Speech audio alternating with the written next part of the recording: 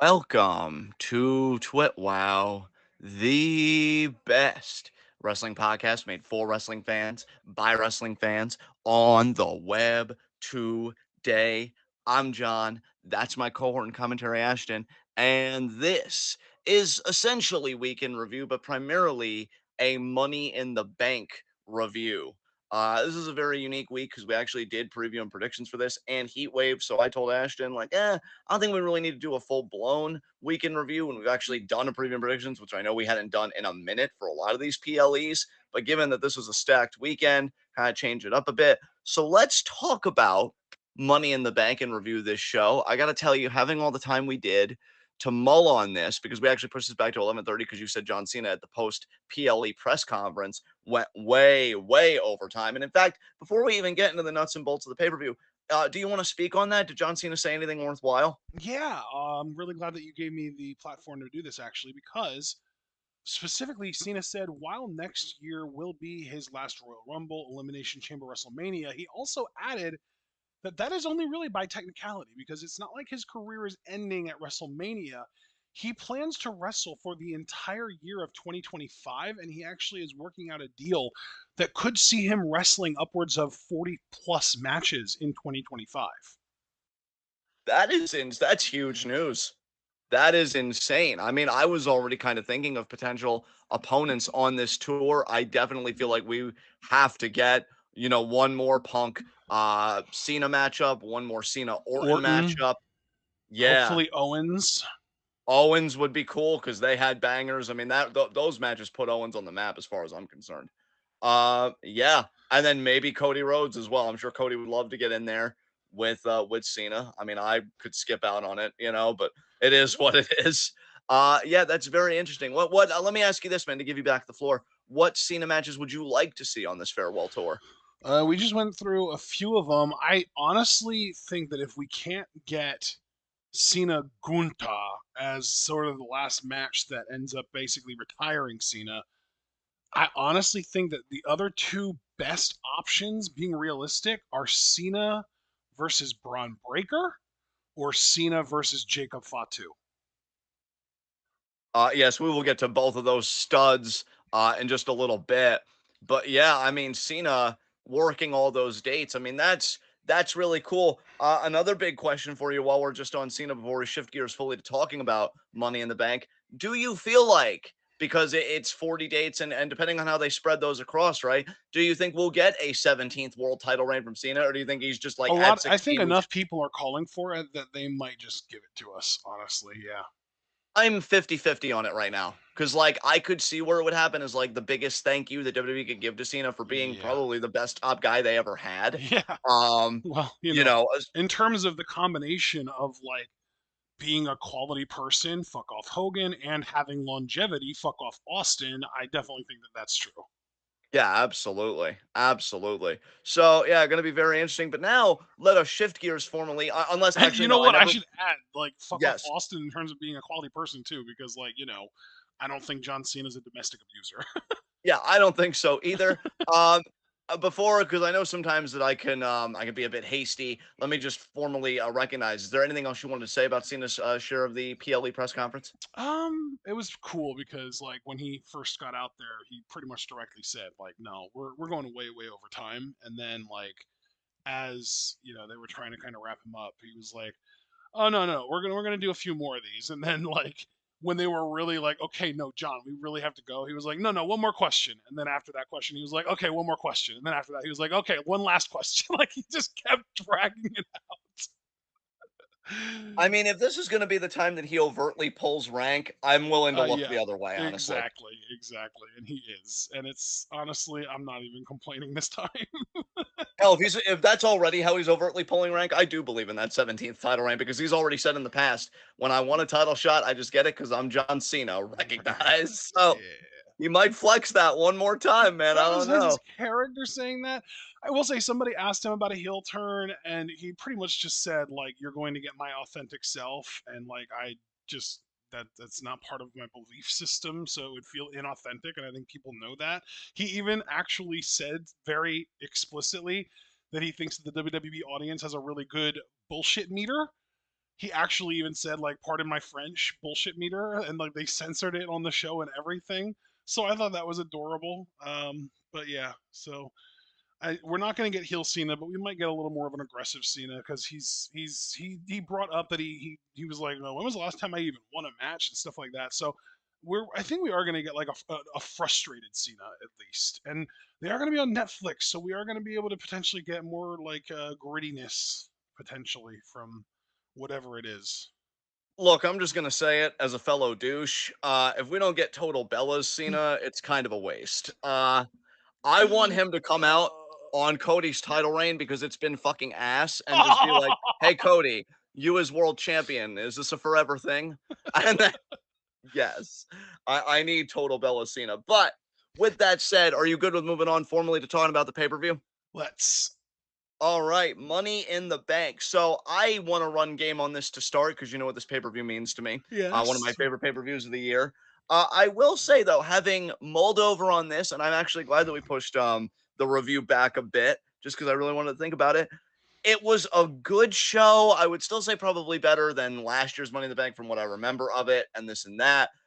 But, there were quite a few hiccups. I think some people were off their game and may not even be their fault. They may just be injured. I'm very curious what Braun Yeah. Breaker's status is because I know a lot of people have done about, oh, Braun Breaker might have been injured. I I hope think, not. dude, I think Braun was injured because in the post show, they did an interview with Sami Zayn where they showed Braun and he was in like the doctor's room, and you could see the doctor was working on one of his knees. So I do think God that he might damn it. actually have something going on.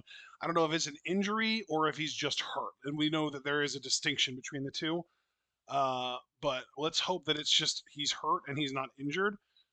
I mean, it would suck. It sucks that he's hurt if he is hurt, but let's just hope that it's not a long term thing and that he's able to get cleared and keep going soon enough, and that it's not going to be something that gets worse over time. Um, so apparently, Triple H specifically said that nobody was injured, so that's good news. I think that we also have a few concussions that we can probably call out. Specifically, I'm going to say Zoe Stark, Damian Priest, and Tonga Loa were all probably concussed on this show.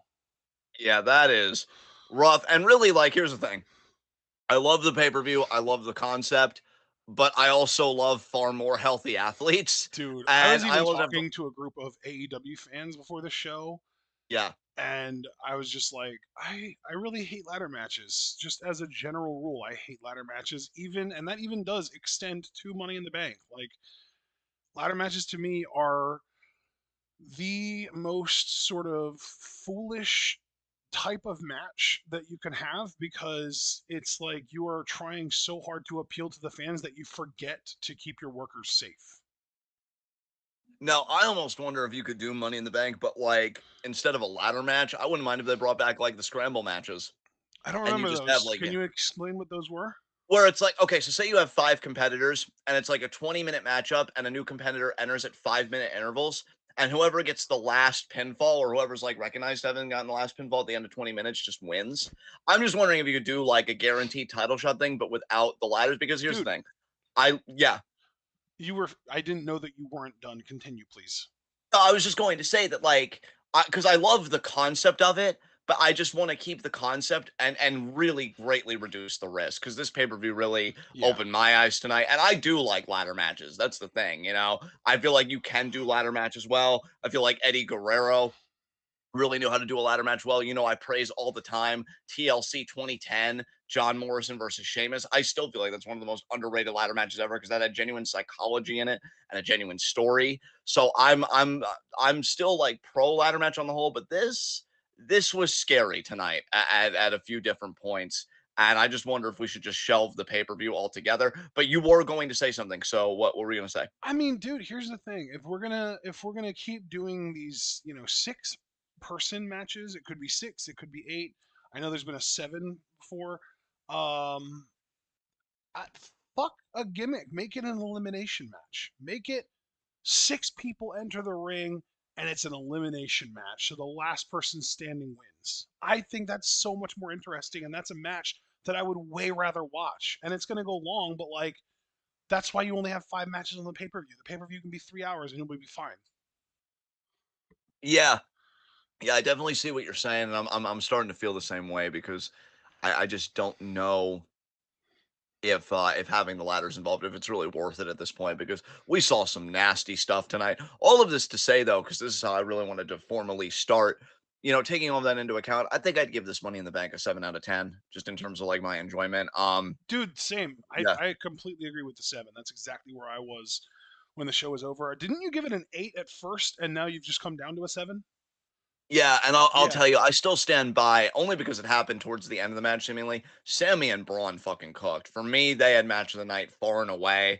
I I am think I so would proud have of both been guys. much higher on that match if I wasn't worried about Braun's knee at the end and if Braun just won. Like I don't like that Yeah, I don't like that they had Braun take his first loss already on the main roster. It feels I don't know. It feels weird that like he's very clearly the most physically dominant person probably in the company, or at least among the most physically dominant people in the company, and like you put him against somebody who's practically designed perfectly to lose to physically dominant people like him, and it's like okay, but like he's gonna overcome one time before Braun gets the win.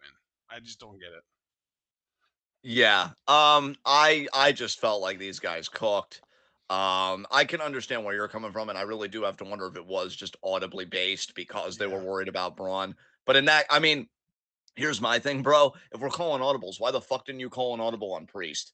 Because I mean, he looked Well, fucked in no, his match to me. I'll tell you why though, because that to me makes sense. Because with Priest, if he was concussed, they still have to keep the match going because the whole gimmick was that they had to have Punk screw both Drew and Seth over at the same time because that's the story they're telling. Telling the story of Punk in his sort of blind rage towards Drew, trying to get revenge on Drew, catches a an innocent bystander, quote unquote, in Seth, who comes back to bite him in the end. I'm convinced that that's the story they're telling. And if they would have just had the 3 count, 1, 2, 3, be when Priest forgot to kick out, then Seth would have won. Priest would have had to be kicked out of Judgment Day, and Punk wouldn't have been able to screw Seth. He would have had to help Seth. Yeah, no, I see where you're coming from. What's funny is Punk might have even made an enemy out of Priest too. Because if you put yourself in the shoes of the Priest character, who's wanting to prove himself and have a legitimate world title reign, That's Punk true also too. got involved in his title match at Clash. Yeah, Punk just And keeps fucking meddling in everything world title related because Drew is in the world title scene and Punk won't leave him the fuck alone. exactly, and Priest got to be thinking, I didn't ask for your help. I don't care about your beef. Just keep it out of my business. Yep. I'm trying to build a legacy here. I do wonder if Priest is like okay, because obviously concussions are fucking serious, and we need to take that very seriously. If this could be heading to potentially a fatal 4-way. But again, though, how do we work that though with Seth? Because as long as Priest is champion, Seth can't challenge. So I don't know. I fucking hate CM Punk as a character, Well, and here's the kind of as thing: a we person. know that that wouldn't be Yeah. able to happen at SummerSlam regardless because we know that Gunther's challenging at SummerSlam.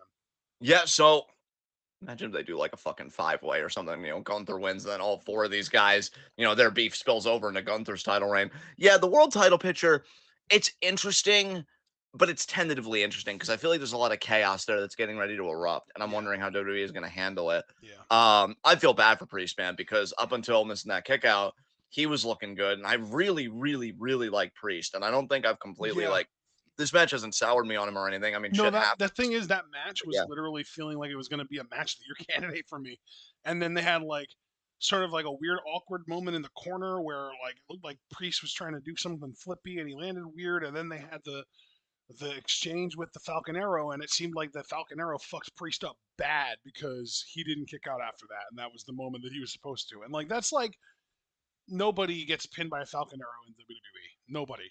Period. yeah. So Yeah, I mean, it's a fucking meme.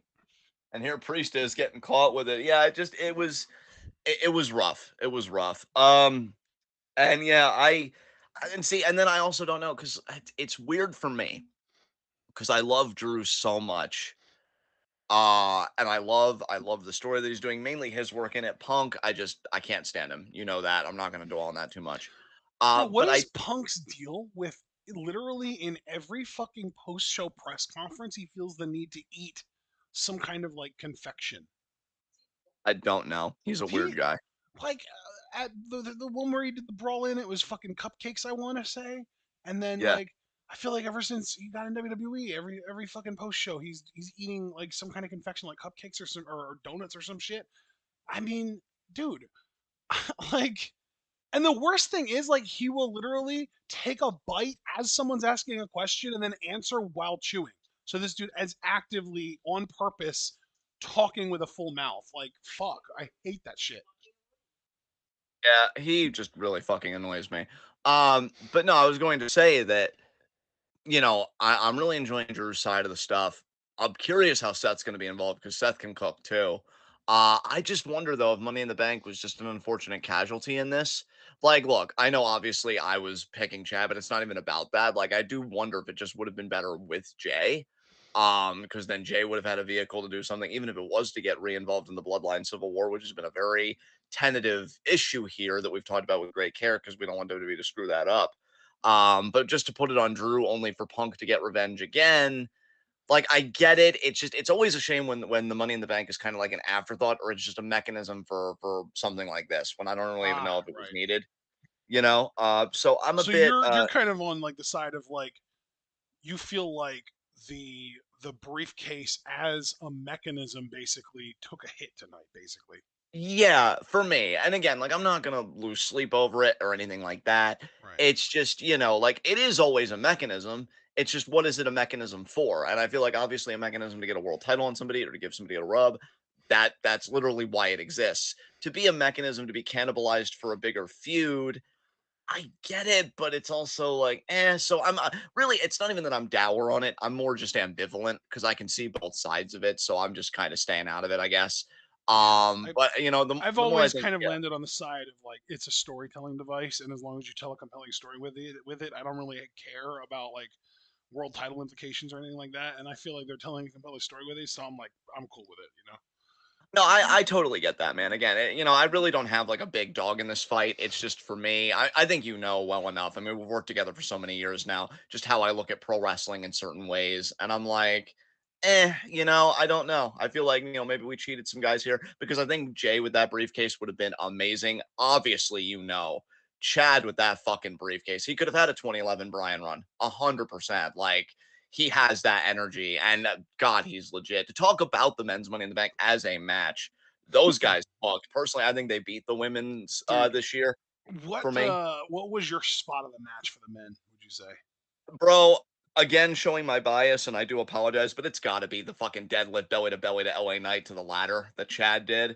What a fucking flex that Dude, was. it's so funny Uh, because you and I have different Chad Gable suplex spots as our spot of the night. Mine is the suplex onto the ladder.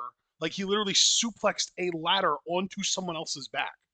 yeah, I don't remember yeah, who the victim of it was. I just remember Chad Gable suplexed a ladder, like German suplex style, suplexed a ladder onto. I think it was Jay Uso actually. yeah. Yeah. Like I'm telling you, like, and this isn't even me like marking out or being And crazy. then It's he got actually "You nice. Still Suck" chance. Yeah. That was Fuck fantastic. Toronto. I loved that. I know, fuck Toronto, but that was still funny as fuck. Yeah. But no, it's actually nice to have a conversation at a normal volume because I know I was losing my mind for many different reasons during our live reactions tonight. But I do just want to take up for Chad in a more sincere register. This dude keeps working his fucking ass off and just knocking it out of the park every opportunity he gets. I want this dude before the end of the calendar year to hold some kind of championship or something. Please, God. Like, I am just so tired of this man's only claim to fame being practically like a tag team specialist. And his tag teams have been fun. I don't think he's ever been in a tag team that I hated. Like even that short-lived tag team with Shelton Benjamin. I'm like, yeah, this is cool shit. Obviously nothing beats American Alpha, him and Jason Jordan. Good fucking shit. But him and Otis, even great freaking tag team. It's just this dude has the sauce, and I just really want him to be recognized more for it. Jay continues to just be an absolute delight. I'm telling you, he wins that world title. Hopefully at Gunther's expense, Gunther or Drew. It's going to be a huge freaking pop for Jay. LA Knight exists. So, I mean, good for him on that, I guess. Weird that Logan Paul didn't get involved in this. I really thought he would, man. I think I'm actually going to come down on the side of being impressed with WWE's restraint, like not, showing him out for this because I think you could just further the feud between him and Knight in other ways. Um, And Andrade, very similarly to Chad, but maybe even in a worse position to Chad, to be honest, because at least to give credit to Chad and the booking of Chad, he gets TV time every week seemingly, and he's in an angle and he's killing it on the mic and he's killing it with the character. Andrade just feels very much right now like I'm the work rate guy. I'm the guy that when I'm on, like I'll just have a good match, but that good match is not gonna mean anything beyond the match itself. Like it's very self-contained. And so I feel bad that Andrade is in that spot because I think he showed out tonight too. But yeah, I definitely feel like this ladder match for me was better than women's this year. But women's, I mean, we'll get to that, but that had some crazy stuff in its own right. Um, so I guess beyond that, we already talked about that. I already gave all my thoughts on Intercontinental title. I still might make it a match of the year contender for me. I got to think about it a little bit more. You know what my concern is? My concern is I'm hoping Braun isn't like I don't know if he's like too in his own head being on the main roster now because I feel like in NXT he just felt a bit smoother there. Like already on Raw, you have Kaiser getting injured, which even if it wasn't Braun's fault directly, like he was still mixed up in that. And then you have this tonight where he might have injured himself. I just wonder if Braun's a little too like revved up being on the main roster, if it's just happenstance where it's just really, really awful fucking luck that's out of his control. I don't know. But I feel like we're almost back at square one in a way with Braun because I'm used to this kind of stuff when he started out in NXT. But then he got better and he got the polish, and it's like, holy shit, look at this guy cook. And I don't know. I just worry about Braun that I really hope that this run isn't a bust because after this match tonight, I am all in on him. I was losing my goddamn like this was so good. Um, but yeah, that's that there. What else happened on the show? Because I know there was women's and obviously the six man, but what matches happened? Oh, well, of course, the world title. I feel like we touched on that too. Man, I felt bad for Yeah, there were only Priest. 5 matches on the show, man. It was the two ladder matches, the world title, the IC title, and the bloodline match. Yeah, so I guess let's talk about women's. I'll let you run point on this because your girl Io was in this. What did you think of this ladder match? And I don't think you've been vocal, or if you were, I missed it. What ladder match did you prefer this year, and what did you think of women's? I think I did prefer the men's because I feel like they were a lot safer, and they still did some spectacular stuff. Even though the spectacular stuff was generally safer. The women, bro, especially the early goings, like the first like 7 or 8 minutes of this women's match, felt like a car crash to me. It felt like they were going out of their way to do really foolish shit that could potentially injure each other for the sake of like shock value, basically. And I was really disappointed in them for doing that. Because it just felt to me like some AEW shit that they should be above, honestly. Yeah, I mean, Um, no arguments here. I think because of that though, that's why the real pros, Naomi, really fucking shined here. Yes. Dude, honestly, Yeah, for me personally, the highlight of not just this match, but the entire show for me was Naomi's split-legged DDT where she was straddling the two ladders and she hit that DDT off of the ladders basically. That was so cool to me. I loved that spot. it's really great to see Naomi shine in the ways that I think really matter Yeah. long term, and that's being a consummate pro, being a competent worker. And Naomi, I think she's tapped into the secret. You can be flashy without being dangerous. It's the Yeah. Sonata effect. When we used to watch Sonata like a lot and he was like in his fucking bag. You can look really good without killing yourself. And that's why I even did, when we used to really be dialed into New Japan, I did kind of that mini essay live on air where I said, more Sonatas, less Ibushis. I love Kota Ibushi, Yes. but like, if the business is gonna have I feel like longevity in you the right could do ways, like yeah, an entire thesis statement on what you just said. More Sonatas, less Ibushis. I feel like that's a thesis right there. definitely. And again, that's not even meant to be like the biggest diss of Kota at all. Dude seems like a sweetheart, and he's a fucking madman, sometimes in the best ways. But I want longevity for these workers, especially because here's the thing, and this is getting political because newsflash, everything's political. But these wrestlers get screwed over when they're treated as independent contractors. In fact, funny thing, now this is a bit like outside baseball here. But Oh, I'm a big fan outside of last baseball? Okay. well, maybe just out of the scope of what we're talking about, I should say. But I am a fan of Last Week Tonight, and one segment that I watched was John Oliver did a spotlight on the trucking industry and truckers. Truckers are also treated as independent contractors, And what's really fucked about that status is you assume all of the responsibility. This is a way of a company to deflect accountability or responsibility to their workers. So, given that the onus is on the worker, you gotta be playing it safer. And I mean, and like maybe I think even if we did have a union, obviously I wouldn't look completely the other way, but I'd be like, okay, well, at least thank God there's a union. But there are no protections for these workers. No. So you've literally got to protect yourself and each other in that ring, and Naomi is the one that fucking gets it. And I think Io was good too. I don't think Io was reckless. I think her and Naomi were really running point I on how mean, to beat bro, up that Io ring. did a fire thunder driver onto a ladder. Let's not call her anything short of reckless. Yeah. So I feel like Naomi really was the true standout Naomi and veteran in this Chelsea, match. I think, were the top two. Let's talk about Chelsea. Because What this Chelsea took woman a will do. crazy bump, but like on the scale of crazy bumps, it was a relatively safe crazy bump because she had two tables to cushion her blow. And like, yeah, she fell from a high distance, but like the falling from a high distance is what made it so much easier to clear the top rope so that there was less risk of her getting caught up on the top rope. So like, I feel like Chelsea picked her spot and she really felt like the star of the match to me. Bro, what I love about Chelsea is she will do crazy stuff, but I want to emphasize that with Chelsea, she always assumes the brunt of the risk. Yeah. Like she's like, look, if we're gonna do this, I'm gonna fall. I'm gonna go through the two tables. I consent to assuming that risk. And as long as that happens, I'm cool. All right. I worry about you. I worry about you a lot, but I'm cool. And so yeah, Chelsea, God, I love her. I'm telling you, what I love about WWE right now for me as a fan, I love rooting not just for any underdog that WWE tries to manufacture, but underdogs that like I genuinely like. And I look at her, I look at Chad, I look at these undercard people that are so consistently fucking talented, and I just want to see them crowned, even if only for a moment. And like when I really thought she had a shot at that briefcase, I was like, oh my God, is this the first fucking time finally that an emotional campaign of mine at Money in the Bank works? And of course not. Of course not. But this might have been the most sour of all because fucking Tiffany gets it. Uh yeah.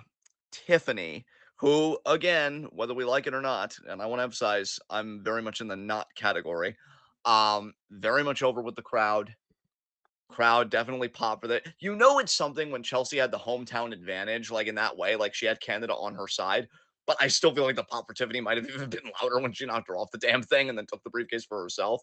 Yeah, it's gonna be a weird, gross time for us when they fully position Tiffany as a babyface. Because I'm gonna be rooting for every heel, sans Naya. That might be my limit. Um, but yeah, she's got the briefcase now. I feel like Bailey's reign is on really borrowed time. And it just sucks that the final like crescendo of it could be a match with Nia. Ugh. And then a Tiffany cash in. Ugh. Ugh. They, It's I entirely too hideous for Bailey's existence. No, I gotta tell you, there's something I don't want to go into rant territory here, mainly because I don't have the energy inside of me, or maybe there's a different way to do a rant, though, right? But I think there's something especially dispiriting. I think that's the most appropriate word to use because I think disgusting is too visceral. But there's something especially dispiriting when Bailey went so long without a title reign, which was fair because she just got done having the longest reigning SmackDown Women's Championship reign. So I get it when you want to cool somebody off after they just went on a fucking run. But then you give him the title back, and cool, and you give it back to him as a babyface, which is the unique twist. And they just really, in my mind, have underserved her the entire time. Yeah. Uh, it doesn't even sit right with me. Like, I get that we had the draft, and that's cool and all, but I really feel like Bailey and Io should have had one more match before Io went off to, conquer Raw. And they never even had a rematch. Yeah. And I just feel like I've slept on Bailey's entire reign. It's Dude, just been very Bailey's uninspired to me. entire run, I mean, literally since leaving Damage Control, since that fantastic segment where she left Damage Control, I feel like she has gotten so little to work with.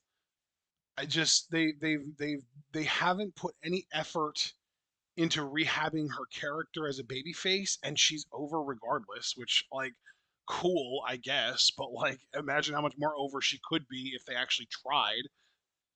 And like they haven't given her any really compelling opponents. Like she had one random defense on an episode of SmackDown against Naomi, and then there was the triple threat also involving Tiffany. But like since then, I want to who did she have a it was Nia, right? Or no, that was a Queen of the Ring. Who did it was Piper. She defended the title Piper, yeah. against Piper. Who did she defend the title at all on the Saudi show or not? I don't think she did. I don't think If she she did did, either. I forget. If Because she I did, know I that was forget. where Liv and Rhea happened. That was Liv beating Rhea. Or no. Wait, was that Becky Rhea? That might have been I thought Becky Rhea was just Mania, and then they didn't have another match after that because then Rhea got What the injured. fuck was on this year's Saudi show? I don't know. It was the King and Queen of the Ring show, but I know that there was a Yes, championship match on there too. It was Liv beating Becky. that's right. It That's was right. Liv beating Becky. Okay, God, I was having a hard time there. But no, Bailey did not defend her title on that show. So Bailey really, I mean, she, like I said, she had a random title defense against Naomi on one show, a random like triple threat with Naomi and Tiffany on another show. But as far as like actual pay per views go, it's just been Piper in Scotland, and even that I had a problem with because it was like Bailey's a babyface going against the hometown girl. Like, why are you doing this? I didn't like that either. So they have just given Bailey no good, compelling long term feuds or even like one pay per view feuds to work with. And really, literally, I feel like this entire Bailey title run has been let's give her the EO match and then let's just kind of give her a bunch of filler shit to drag out until we can put the title on Tiffany. I just say too, as kind of a closing statement on this, at least on my end, and of course, if there's anything more you want to say, we've got all the time in the world. It is especially audacious to me that you tease us with a Bianca Bailey story because Bianca has never stopped holding Bailey accountable, and they just never did it. Like that is so bad to me. That's insulting to me because I that honestly, if Bailey's reign was going to be short and mostly forgettable, that would have been the standout story because Bianca's whole thing was, you're acting like a victim now, but you were a part of terrorizing this whole locker room for the longest time. And everybody else is telling Bianca to chill, which I'm worried about because it's like, don't you make Bianca the heel for this. You're not a heel just because you won't forgive somebody that's trying to change. Forgiveness isn't owed, it's earned, if the person decides like you can earn it in the first place. So I was so fascinated by that prospective story because you have genuine humanity here. Like I always say that if you really want to represent the quote unquote human condition, it's never clearly defined to me. It's always by its very nature ambiguous and messy. So the idea that you have Bailey trying to be good, trying to atone for her past, trying to get back to some other form of herself, and Bianca is just not having it, and for good fucking reason, because her life was made hell by a faction that Bailey led. And then you have that clash for the title where maybe it even ends with them hugging and like having earned forgiveness because wrestling is that art where we understand each other through our fists. Or maybe Bianca's like, I respect you, but I can't forgive you. And they shake hands, but then Bianca just walks out. You could have done that story and it would have been amazing. But they teased it a couple times in my mind because they would have those backstage segments notifications, and they just never pulled the trigger. So like, for me, ultimately, that was the story I was looking forward to. We're not going to get it now. There's just no path to get it now. God, if I knew that, I think we both knew that Tiffany was winning, so I shouldn't say it like that. But it does kind of make me wish that Bianca was in this ladder match and just won it because I would find her cashing in on Bailey far more fascinating. I just feel like Bailey got totally underserved, especially as somebody that's like, I want to put people over. You really want to put Tiffany over? Really? I don't know. But yeah, we'll have to see how it goes. But let's get to the actually no, before that, is there anything else you want to say about the women's ladder match? Um, hmm.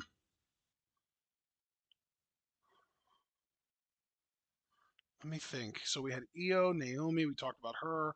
Tiffany, Chelsea, Zoe. Who was that? Who am I forgetting that was in this match? Naomi. No, we talked about Naomi.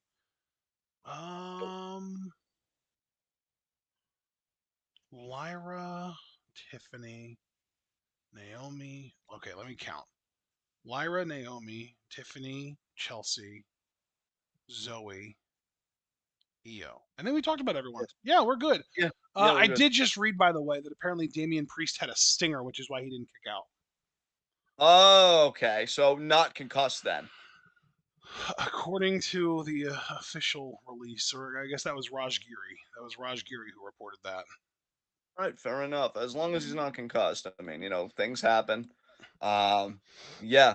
So I guess we can move on to the six-man tag, aka for this side of things anyway, the Jacob Fatu gushing hour. Because goddamn, what a I'm gonna let performance. you do this, man, because I like Jacob Fatu and I'm really excited about him, but I feel like you are like hyperbolic about him. No, dude, he's great. He's fucking awesome. I really every time he was in the match was when I was the most attentive because I could not give a shit about Cody. I love Kevin, so I will say I was very attentive to Kevin too because my God, I love him as a babyface. Much like Sammy, he's a great seller. I think he sold the desperation well in this match when he was deep in the bloodline territory, in the ring. Solo's okay.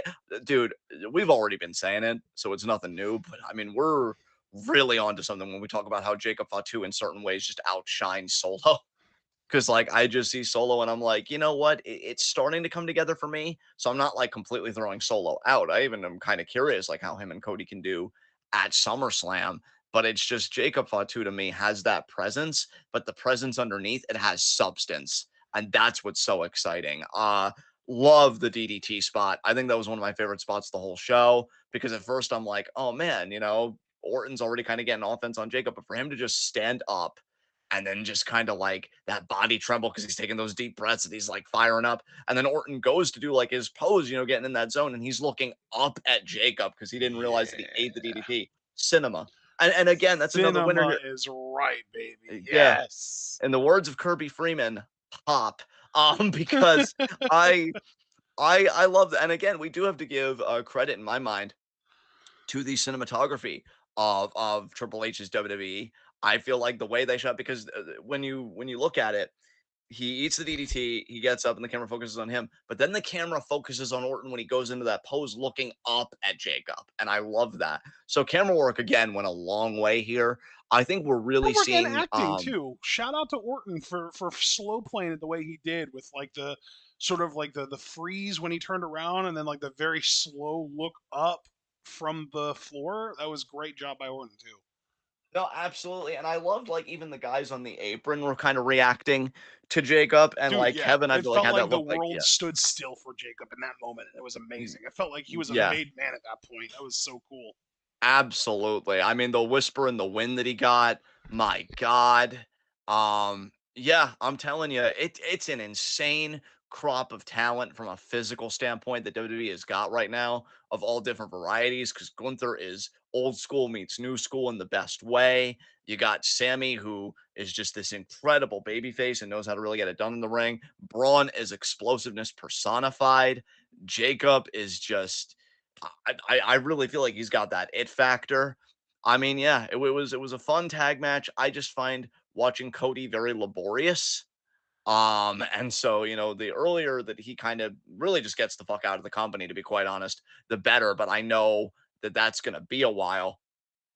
Um, no, Javaris, all we talked about on the post show was John Cena because John Cena was a big part of the whole pay per view. But apparently, according to Javaris, Drew lost it. So I might have to go back and watch that segment because Drew losing it Oh is yeah, pretty dude. hilarious. So you know how they do like the press conference style stuff where they have people go up and they answer questions?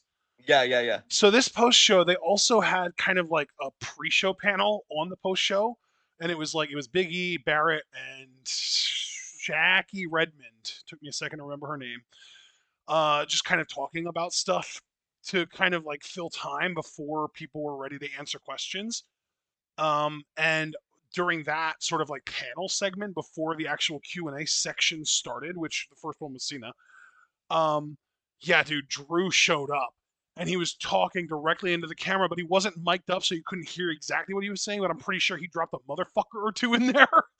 And then a couple refs came up to him and they were trying to pull him away, and he threw one of them, and then he went to choke another one and threw him. And then he went back to the table, and then Adam Pierce came out, and Adam went to grab him from behind. He hit Pierce with the fucking back elbow to hell, knocked his glasses off his face and everything. And then as Pierce was going back to try and get in Drew's face, and they were like face to face, and Pierce was screaming at Drew, top of his lungs, Wade Barrett got between them and was like keeping them separate. And he told Drew, if you hit him one more time, that's going to be your job. And he was like trying to cool Drew down because this whole time, this whole saga, Barrett has been firmly on McIntyre's side. Like after the Scottish show, Clash of the Castle, after Clash of the Castle, Barrett was fucking hot. He was ranting. He was heated. He was pissed. And even on this show, he said, last week you saw me at like a 12, I think. This week I'm at about a 3, and I'm going to try not to reach a 4 because if I reach a 4, I might lose my job. He actively said last pay per view, I think that Punk should be fired for this. So like, yeah, Barrett has been firmly on Drew's side the entire time. So this time, not only was Barrett saying this, but he was actively trying to help Drew not get fired, basically. And he like shoved Drew off the set to the point that we didn't see Drew again for the entire rest of the post show. But we did see Barrett again, so Barrett's fine. Barrett's back. He's okay. But like, yeah, that was a really intense moment on the post show. I am still gonna go back and watch that because I need the visual, to Oh go my with god, like yeah. your recap It's of it. worth watching too. It's fucking Uh, cool as hell. Secondly, It based felt Barrett. so real, dude. It felt Yeah. so real. It was great. Really well done. No, yeah, based Barrett as far as I'm concerned. Yes. One of the few men in that fucking company that has any sense because I still don't understand why Punk hasn't been in kayfabe fined or suspended for impersonating a fucking referee Yeah. in a world title match. Are you fucking serious? I'm and dude, I gotta say this too, circling back to that world title match. I really hope at some point, but it doesn't seem likely because the crowds and look, I got to be respectful. Everybody has opinions and stuff like that, but the crowds, inexplicably to me, and that's the most tasteful way that I can put it, are still on Punk's side. But I would really love a double turn at some point in this feud. I've already told you if Punk somehow in a roundabout way became leader of Judgment Day, I would love that because it wouldn't be the first time Punk has led like a faction because he had both the Straight Edge Society and the New Nexus. And he's kept the world title in the Judgment Day twice, Clash at the Castle, and now here. Yeah. So And yeah, yeah, I mean, it's like he's also made an enemy now potentially out of Priest by helping him when he didn't want help. yeah, So we also kind of have this hunch that like maybe Priest is going to just get beaten out of Judgment Day, even though he didn't technically have to leave Judgment Day, just because they're pissed at him. yes. I mean, you even saw like when he was talking to them in the back, he's like, even if Drew shows up, let me handle this. Yeah. And then when he's out of the frame, Finn's like, anything you want, boss. And then just had that look like, I am really getting sick of your shit. Oh god, I can't wait to watch it unfold. I love that, I love the current WWE, and now I guess we could just speak in broad strokes. There's really nothing to say about the six man. Look, Solo pinned Cody. We know that's setting the path. I don't know what Jacob does soon. Maybe he feuds with Kevin. Maybe they just jump to that Randy match that I really, really want. I don't know. But to speak in more broad strokes, this pay per view was solid. I think it's time that we reassess the place of ladder matches in this company, especially when they are like car wrecks and not in a good way, not in an entertaining way. Like there were definitely a few spots where I got a hitch in my throat thinking, "Oh my god, please just tell me you're okay. Please tell me you're okay." I think I'll stand at my 7 out of 10 because this wasn't like anywhere near the worst pay-per-view I've seen. Again, you guys have heard me gush about the IC title match alone, which I think for me is a definite must watch if you want to see why Braun Breaker's the future and why Sami Zayn is one of the best baby faces in the fucking business, bar Yeah. none. Um, but yeah, Sami I don't Zayn, aka more talented Dolph Ziggler that people actually give a fuck about. Yeah, yeah, and that they've given a fuck about him all these years. Like they still haven't given up on him. And I'm telling you, dude, if Gunther wins that world title, which God, I really, Dude, really want. oh my god, he's Ziggler meets Foley. Yeah, yeah, essentially. I Yeah, love that so much because he really does do like the flopping, like ragdoll selling like Ziggler did, which is something that Foley was never really capable of. Like Foley, when he bumped hard because that was like the only way that he really knew how to bump because he was like a bigger guy. So he was like, if I'm gonna sell, I'm gonna fucking bump hard, you know? yeah, But like Ziggler was always like ragdoll. That's how Sammy sells. Sammy sells like a ragdoll, but his selling is also more believable than Ziggler to me too. But like Sammy is like this super lovable babyface character like a Foley. And he also kind of just reminds me of Foley like between the beard and the wild hair and the facial expressions sometimes and the promo style and stuff. He just reminds me of Foley a lot. yeah, definitely, definitely. So this pay-per-view was really solid. I just think with WWE right now, I love the complexity of the stories. I do love this. It's funny because if anybody that follows our Stardom content, I know Javaris mainly you do. I don't really know if anybody else in the chat follows our Stardom content with the consistency that you do. So I guess you'd be the only one that could really assent to what I'm about to say here. But you know, Javaris, that I have said many times on Stardom shows that I love the interpersonal relationships the best. Like when I think about Mayu and Kid, for instance, Julia and Tam and Mayu, Oh man, Utami and Queen's Quest, oh, specifically Utami and Kamitani. There have been so many relationships that I have been dialed into in that company, but of course, there was always a language barrier that was never really an issue because of translations. Now that Stardom has locked us out as Gaijin, I do feel like WWE is kind of scratching that itch for me on the interpersonal relationship front, even if it's hmm mainly like antagonistic and manipulative, which is why I'm hoping that the New Day get through this because relationships come in many forms. You can have a healthy relationship that still has its own share of complexity. Again, Utami and Kamitani in my mind is the standard. Um and so yeah, like I'm just glad that some wrestling company is scratching that itch for me because I live for the stories, especially as I've gotten older. Like I when dude, I was a kid, yeah. go Yeah, go go.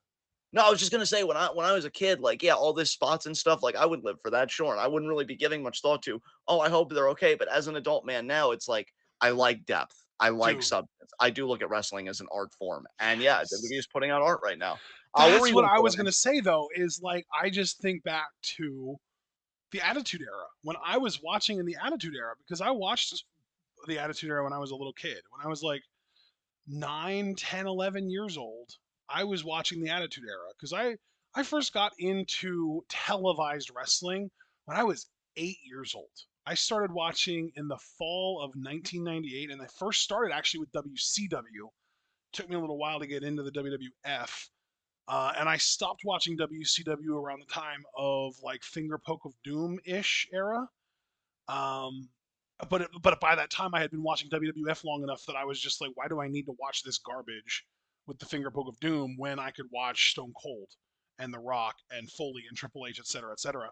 But like at that time, it felt like weekly episodic television, and like the pay-per-views never really felt like, how do I put this? I didn't give a fuck about match quality. I never thought like, oh man, I can't wait to watch that match. That was never something that ever crossed my fucking mind. It was always like, oh man, I hope he gets revenge on that guy, or oh man, I hope this relationship works out, or oh man, I can't wait to see where this storyline is going. That's how you think of this when you're not like smartened up, quote unquote, to the product. And I miss feeling that way. And right now, WWE is making me feel that way again. And I fucking love them for it. Because this current product right now feels more like it is emphasizing the storytelling aspect than it has in 20, 30, or not 30, like 20 to 25 years, I would say. And I think that that might actually just stem from Triple H's experience in the Attitude Era and him being like, well, we aren't bringing back the quote unquote attitude part of the Attitude Era with like the cursing and the blood and the violence and the, you know, well, the maturity, we'll just say Well, that. just in a word, the gratuitousness. Like Yes, even when you have the we blood and can't the bring sweat, it's that always back, for but a we purpose. can bring back like the part that actually made people latch onto it, which was the storytelling. And I think he really is doing that, man. I really do. It really feels like that part of the Attitude Era just got fucking claw machined out and brought to current day, and I fucking love it. I am digging the shit out of the storytelling of the current day WWE era, and there are obviously some tweaks that I would make. Like I would love it if Sean would get in Triple H's ear and be like, hey man, check out this trick I've learned over the last year or two. If you really want to do well in the ratings, use your black stars more. Like it works so well. If they win more, the ratings numbers go up. It's crazy. It's like a cheat code. And Triple H should be like, well, shit, I never thought of that. And then it just, oh my God, we're just doing great. But like, even if we just have to hope that that happens at some point, and I do hope that that happens, I'm enjoying NXT Black and Black era. That's been great. And WWE main roster is still doing great stuff as far as the storytelling stuff goes. I'm loving it. I really love too that in this era of WWE, provided, because here's the thing, for me, as far as like match quality and like work rate and stuff, that does matter. But for me, what I would always emphasize is it's always subservient to the story.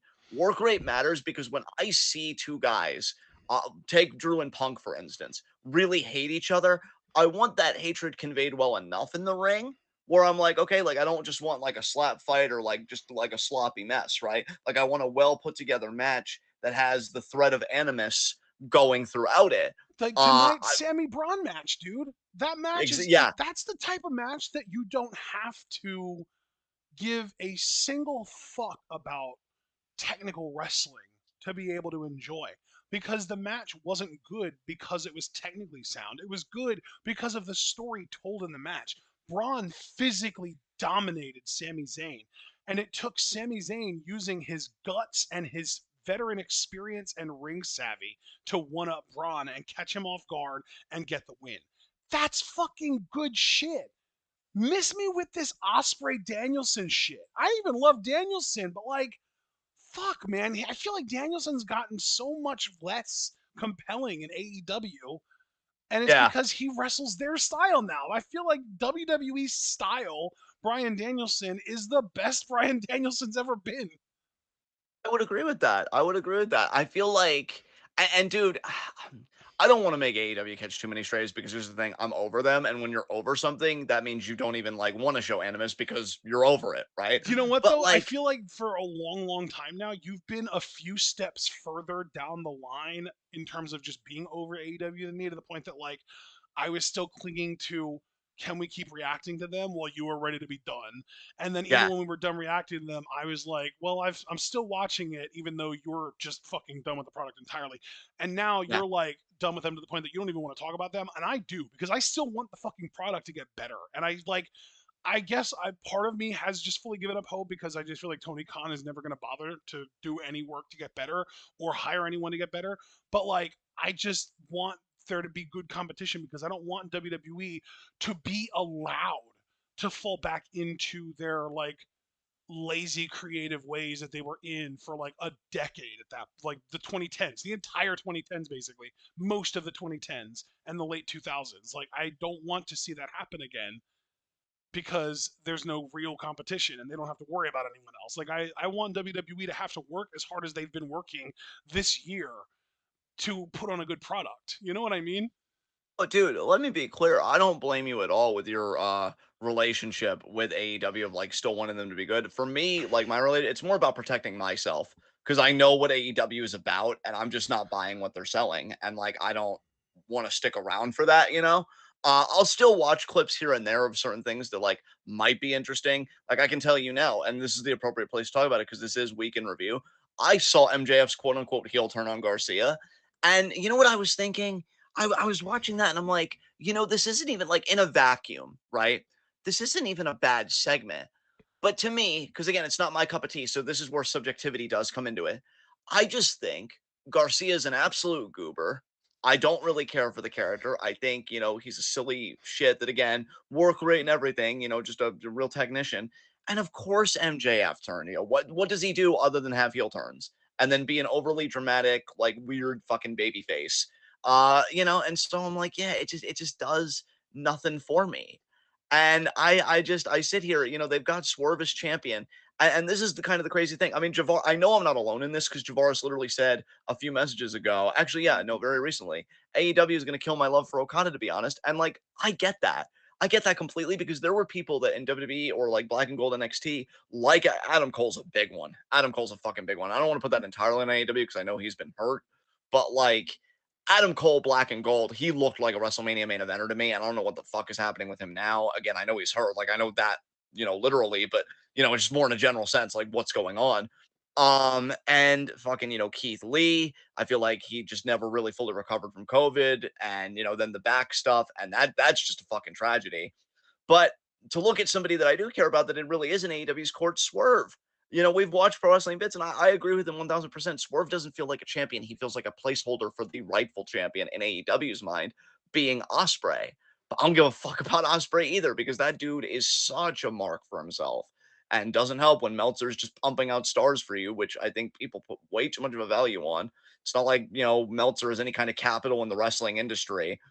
His recognition wouldn't mean shit to me personally. And so yeah, I just feel like AEW, to put it succinctly, does not have their priorities straight. And WWE is just running with the damn ball. I'm with you, man. I'd love more genuine competition, but WWE is just like, nope, we're on top. We're still going to be on top. If TNA used to be third engine, that's AEW now. Now AEW is third engine to me because even though they've got the big Bro, platform, they don't feel like second engine to don't me. look now, but AEW is fourth engine because NXT's been beating their asses in the ratings for like 4 weeks in a row at this point. And that's pretty fucking crazy when you have a brand within your company that is outperforming an entire company. Like, can we just conceptualize how insane that is? Especially when, not to put too fine a point on it, it's your C brand. No disrespect to Trick, but I mean, I think we all, I mean, come on, Yeah, right? yeah. Like, just conceptualize that for a second. And yeah, like wrestling, there's a lot good going on in wrestling. I think mainly if you want an alternative, your best bet is to go to Joshi because Joshi, I think, is really cooking. Although I am I disappointed in mean, the show that fuck. TJPW is going to be putting out. Yeah, what were we gonna say? I just said, I mean, fuck, because, like, I mean, fuck. You've got Stardom and Mighty Gold both now not doing subtitles. The Tokyo Joshi show that's going to be happening this month looks like a total dud. Even Joshi feels kind of like a lame duck right now. That is fair. That is definitely fair. Yeah, I it's think that's just why I'm just so high on WWE right now because it just feels like the only game in town right now, and that's kind of what scares me because I don't want that to be true. Because the last time they were really the only game in town, they got really, really content with themselves and they started doing really lame shit. Now, granted, that was under Vince. Things have changed, but like, I don't want to see that happen again. no, I don't blame you. I don't think anybody does because I think everybody's looking at what's happening right now and they're like, "This is the pro wrestling I missed." Yeah. This is the pro wrestling that when the IWC was thriving like 10 years ago or so, You'd we be were like, amazed "Oh, though at how many people thought that Money in the Bank tonight just outright sucked, and like people that just think that like the Bloodline stuff sucks, and people that are just downright down, like low in general on pretty much everything WWE's doing. And believe it or not, I'm not even just talking about Curtis in our own community because we know that yeah." he's kind of like that, but like there are a lot of other people who think that way too. Like I'm in other communities, or at least one other community, I should say, with wrestling fans, and there were a lot of people who spent a lot of the night tonight either A, talking shit about Money in the Bank, or B, talking about how great Collision was because they would have rather watched Collision than a WWE pay per view. So, like, it's like the way that we are kind of in a bubble in our own right. We are in a bubble. Yeah, and I think you and I have known that for a while, to be fair to ourselves. Like, we've known that I think we're against the grain and that we definitely value story over work rate. I mean, dude, that's why I think we glomped harder than anybody on Lucha Underground because Lucha Yep. Underground, like, yeah, they'd have insane matches. Make Dude, no fucking mistake about that's that. that's my But, like, thing yeah, is like in a weird, fucked up, twisted way, I'm rooting for Tony Khan because I fucking hate that man. But the reason that I hate him is because he's so very clearly not actually trying to put out a good product. He's literally just entertaining himself. He's literally just Vince. He's literally just doing what Vince always did, which was book a wrestling show to entertain himself. That's literally the problem we've always had with Vince. And that's literally what fucking Tony's doing now.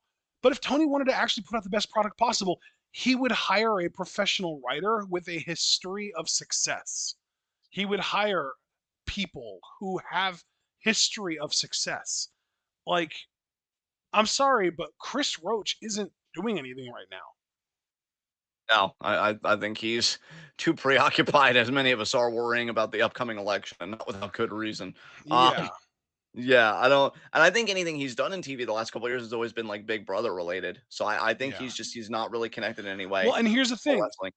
Big Brother, cool, fine. If you want to do that, you can do that. But like, I guarantee you, Tony Khan, a rumor, I don't know how real this is or not, but if it is, Jesus fucking Christ, a rumor came out recently that Tony Khan's roster, like the people that are actually on his payroll, added up, combined, all total together, he's paying $105 million a year for. Jesus Christ. Can you imagine paying $105 million a year for a roster that mediocre? Bro, I can't imagine $105 million, period, much less paying it on anything. I'm not Like, even joking, goddamn. and I don't think I'm even being hyperbolic when I say I would rather have the TNA roster for their salary than the AEW roster for their salary in Yeah, 2024. yeah, 100%. Yeah, it's just a weird state of the business. I think indies are maybe trying to make a comeback, which is so hard though when you're dealing with two big companies that just want to like gobble all this stuff up. Especially because, dude, when you think about it, you've really just got to look at WWE again as like the one big competitor because they're in this alliance with TNA now. So TNA could almost be like a subsidiary of WWE. And Yeah. Marty Gold is both distance, but they've got the partnership because they're getting fucking EO for Summer Destiny, July Yep. 13th. So And they're like, sending Julia. yeah, exactly. Meanwhile, AEW, they're not helping Stardom at all to me. It's No, like, they never have, and I'm really starting to think they never will. Although maybe there's going to be an AEW woman, maybe two in the 5 star this year. Maybe those X's are in the 5 star. I don't know. I miss Jamie Hayter. Dude, Fuck me, oh dude. my God! If Jamie was an X, Yeah. oh, that would be truly the stuff of legends. But that would require Tony Khan doing something really fucking cool, which is saving and keeping secret Jamie's return for a company that isn't even his own, and the odds of that happening, in my mind at least, aren't even just slim to none. They're literally zero. Yeah. Yeah. I mean, look, if people are enjoying AEW, I'm happy for them because wrestling is ultimately meant to be enjoyed. I'm just glad that for WWE, the biggest comment I can give them is there really does feel like there's something for everybody right now. And that I mean, we've waited so long for this. And I feel like here's the thing, dude. I always joke about like a person's actual age and how old they could feel like psychologically, and emotionally and stuff. I feel so old psychologically and emotionally because we have been Yes. through the ringer with pro wrestling, but we did it, man. Like I feel like watching WWE right now, we're by and large vindicated because I think this is the product we always fucking wanted. And I remember in Yeah. the 2010s and stuff, we were like, oh, maybe we're there, because the roster's there and this and that.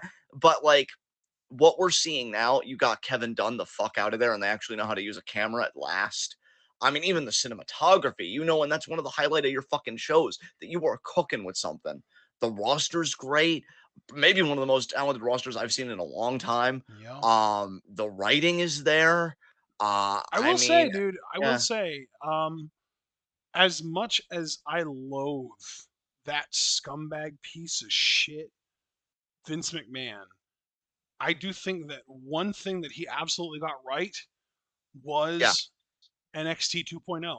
I think that that switch has done so much good for this company. It is unbelievable because as fun and enjoyable and entertaining as NXT Black and Gold was, basically being like the super indie fed where it was like PWG under a WWE umbrella and how fantastic some of those takeover shows were and everything.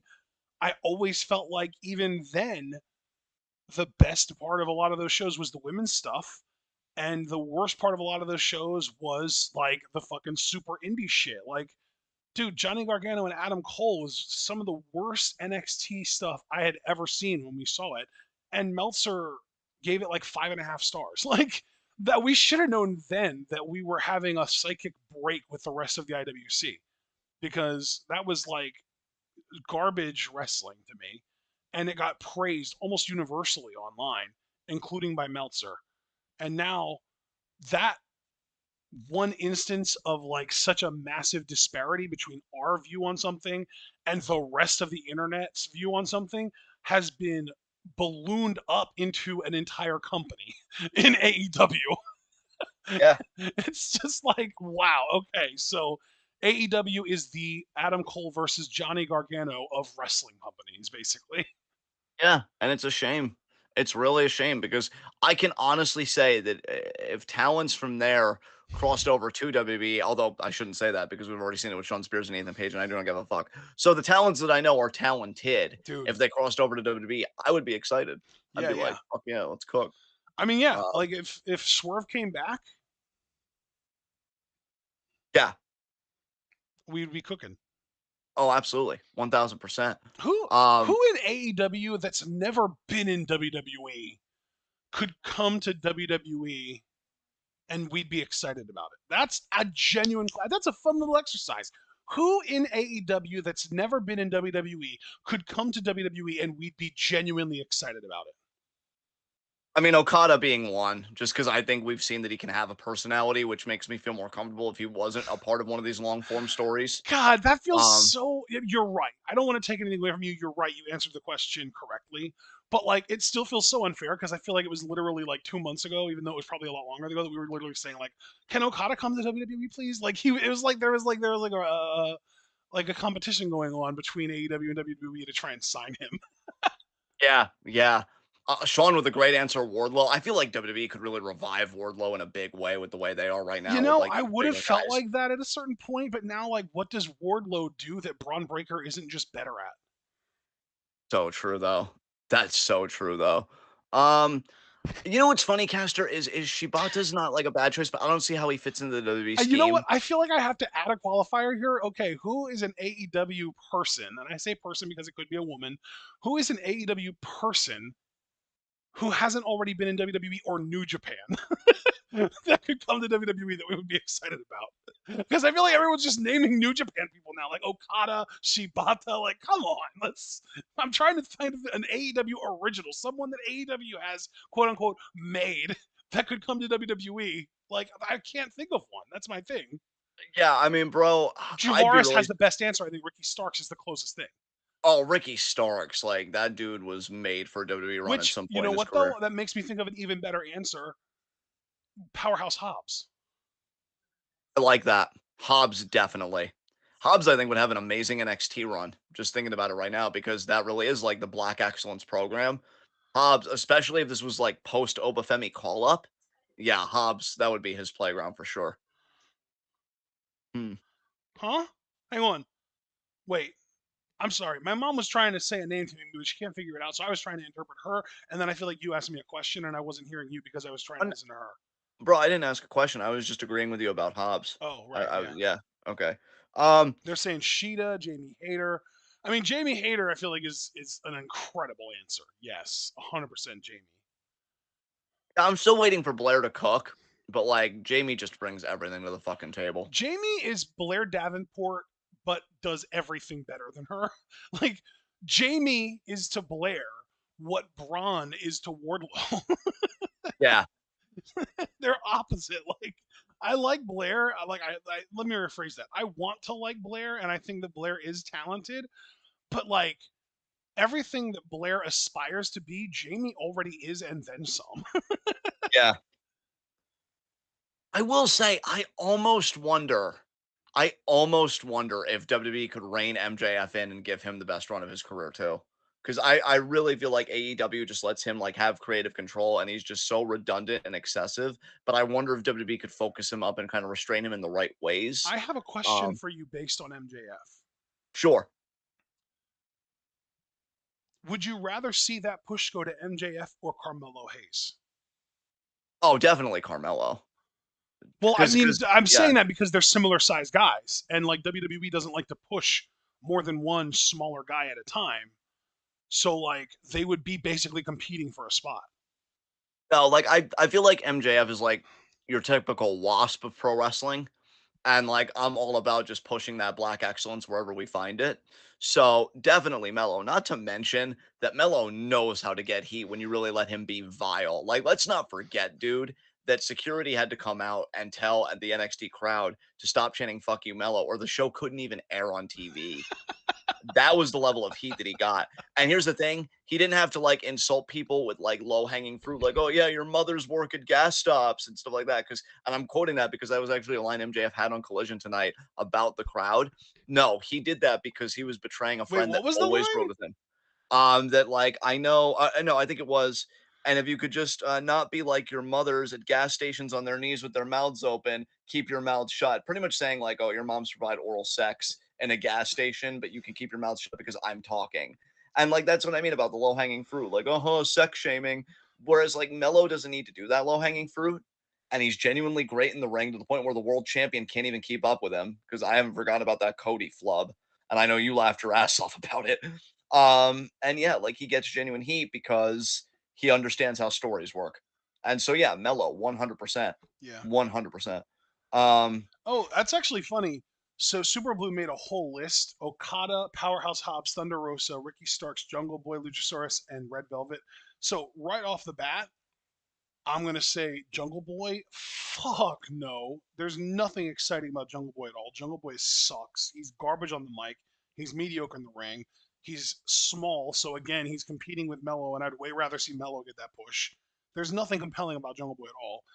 But then also, Luchasaurus is an interesting one because he was actually in the NXT system at one point. I think he actually wrestled on NXT a couple times back in like the mid 2000s, or I'm sorry, not mid 2010s, I should say, as Judas Devlin.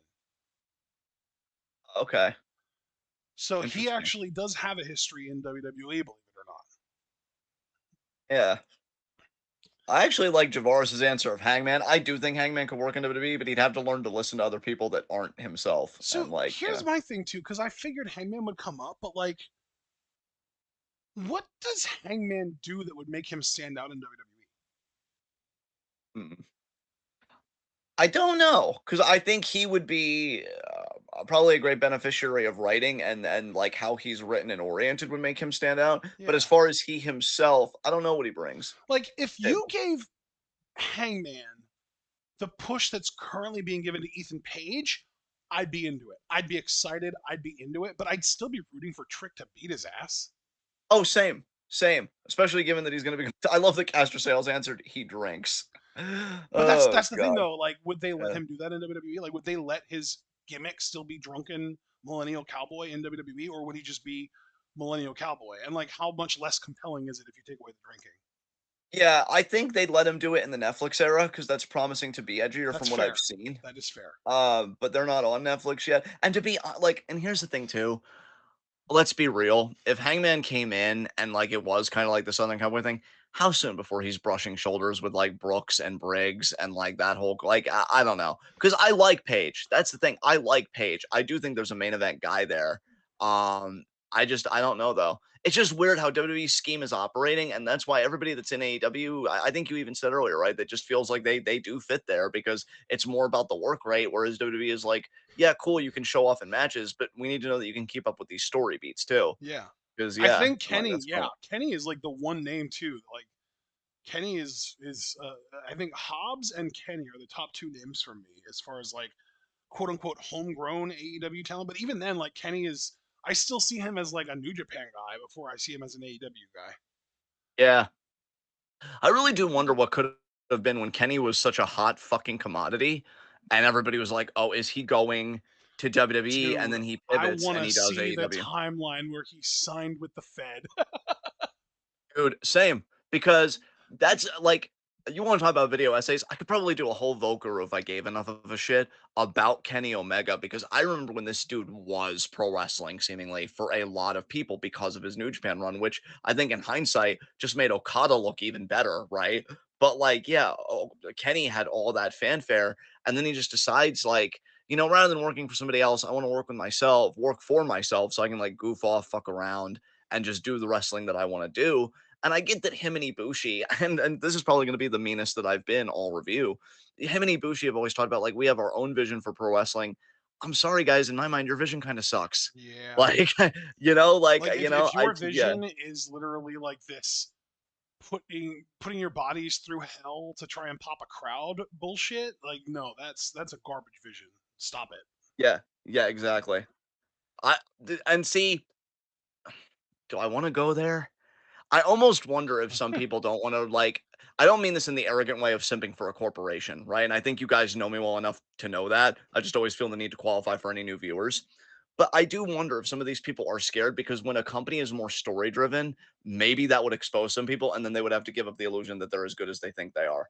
That's why I actually almost respect that Paige went to NXT because if he just seems like a guy that would prefer to be insulated, and I feel like if he hasn't already been exposed, he will be if he sticks with the company long term. Because I just feel like for people that are completely their value as wrestlers completely derivative of their work rate, WWE has moved so far beyond that. Like, it's a part of that, Yeah. but it's more about, are you a compelling character? Can you talk? Dude, Can that's what you, I you know? love though about the WWE mindset compared to AEW. Because I feel like it's like AEW has this weird thing, and it's something that I've realized really, I think, since Orange Cassidy debuted, where like AEW almost has this mindset of like, we can make any mediocre white man marketable as long as he has the right gimmick. You know what I mean? Yeah. Like Orange Cassidy has his thing, and then like fucking what's the guy's name with the fucking white face paint that does the curses? That guy. Danhausen. Danhausen, he has his thing. Fucking Chuck Taylor has his thing. The fucking House of Black have their thing. Fucking FTR have their like it's literally all just gimmicks. It's literally just, let's just hand all of these mediocre white men entertaining gimmicks and let them get it over as a meme, and it'll sell t-shirts, and that's our real goal here, is to sell t-shirts. Even the fucking Gun Club, even the fucking Gun Club were getting over at one point with the Ass Boys shit, and that wasn't even because of them, it was because of Max Caster and Anthony Bowens. Like, I just, it feels so much like AEW cares more about, let's just get gimmicks over. Whereas WWE still cares about getting gimmicks over, but they care more about people who can get their gimmicks over rather than, let's slap a gimmick that'll get someone over. Does that make sense? Yeah. Yeah, and you know what, dude? You speaking about like mediocre white guys at WWE is just kind of like flexing and being like, "Oh, we can get them over."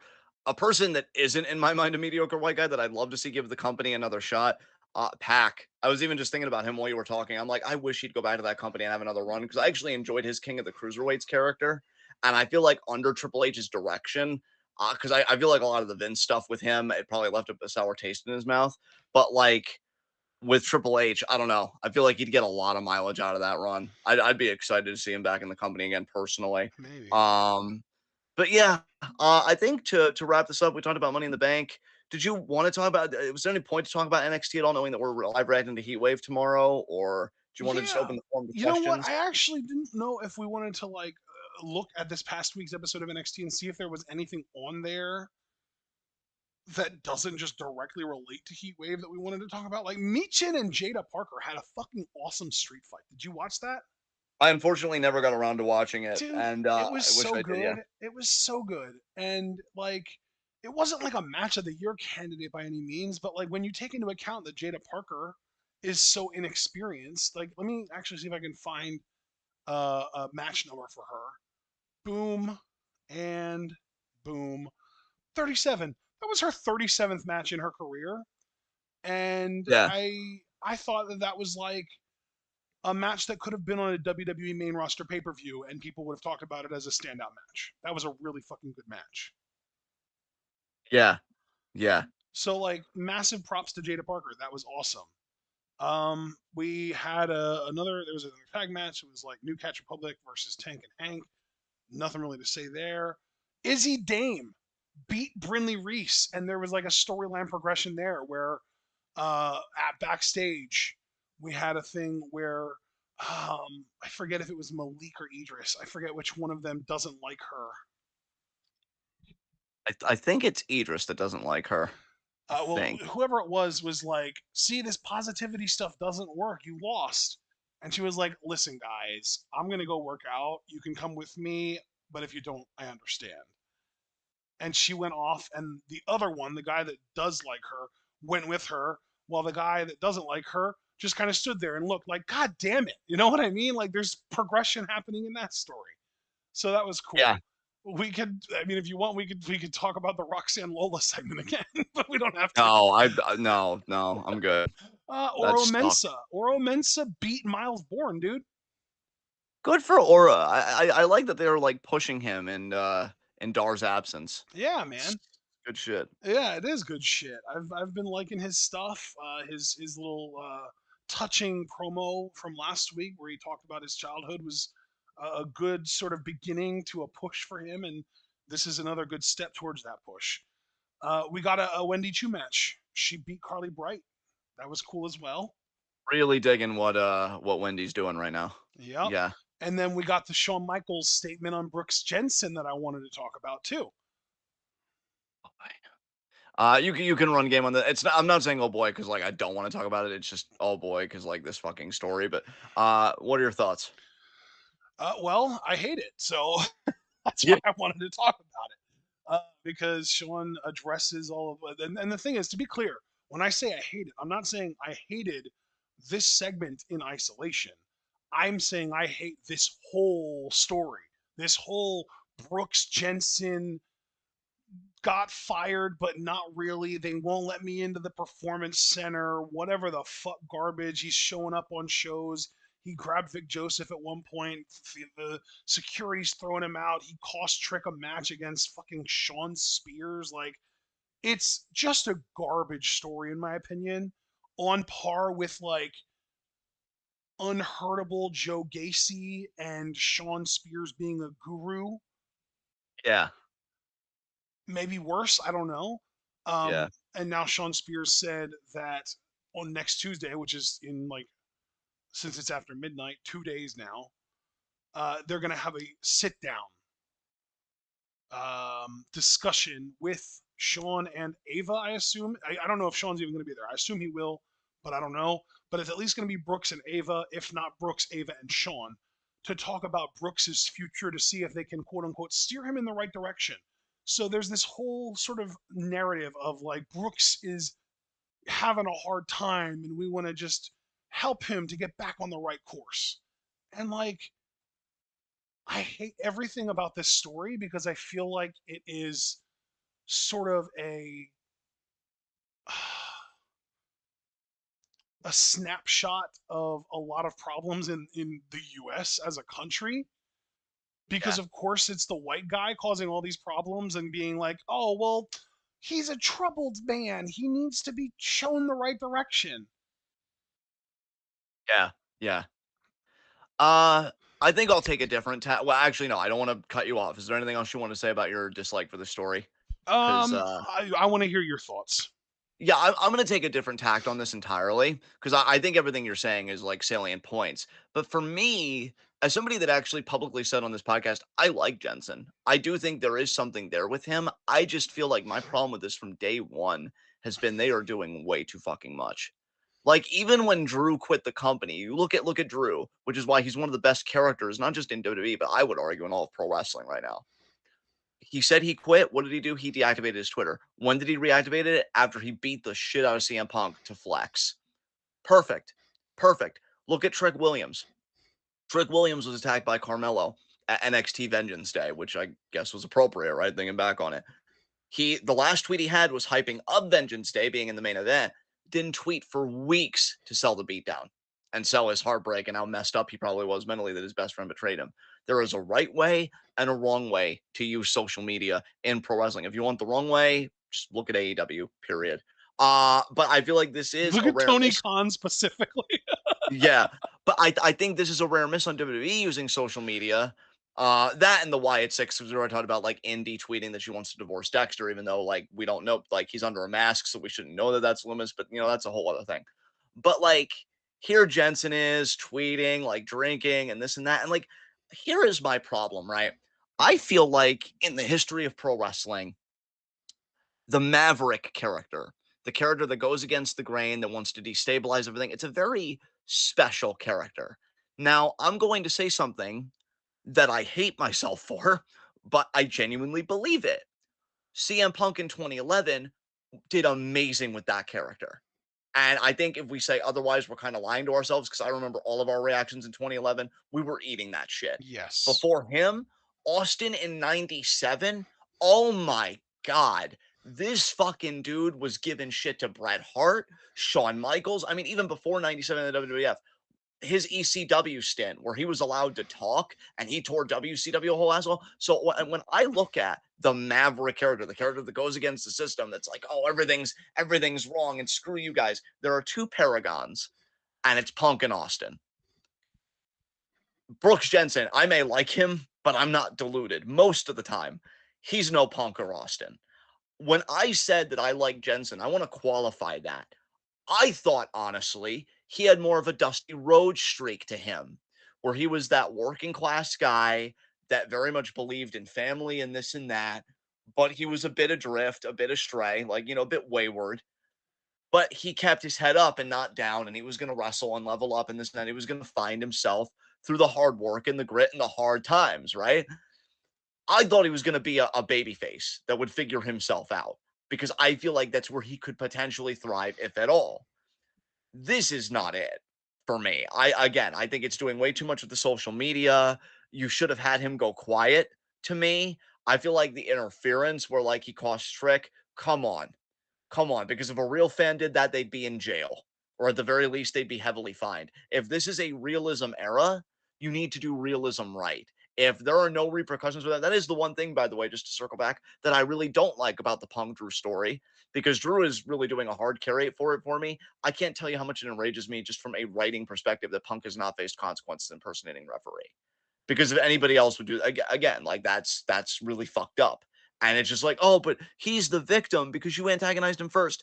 And again, it just feels like that white coddling that you talk about with Jensen, but also Yeah. kind of boomer coddling because Punk is so fucking old and in the way. But no, like if it was an actual fan that did that, and Javaris is absolutely right, if it was an actual fan that did that, Trick would have beat his ass. Now I know it's like a rule that like don't engage with the fans, but like Eddie Guerrero's told a story where a fan poured fucking beer on him once, and Eddie fucking chased that dude, and for good fucking reason, because that's when Eddie was sober. Um, like there are people that I'm sorry, you fuck around, you find out. And if that was a real fan, we'd be hearing about it, like, oh, was it planned, this and that. But it's orchestrated and it's the Jensen story. Now, I do think it was okay the segment where Wes and Ober are talking and he tries breaking into the show and he gets, put in the cop car. I didn't have as much of a problem with that because that was less overt. But I think if you did segments like that with no social media presence, that's how you build intrigue. But you're telegraphing and telling on yourself so hard. Jensen was never fired. If you wanted to give that illusion, you'd take away the WWE Twitter account, you'd move him to the alumni section on the website, you'd go maybe a month before you even show a sign of him, which again, I feel like the Oba West segment, how they structured that was a good way to do that.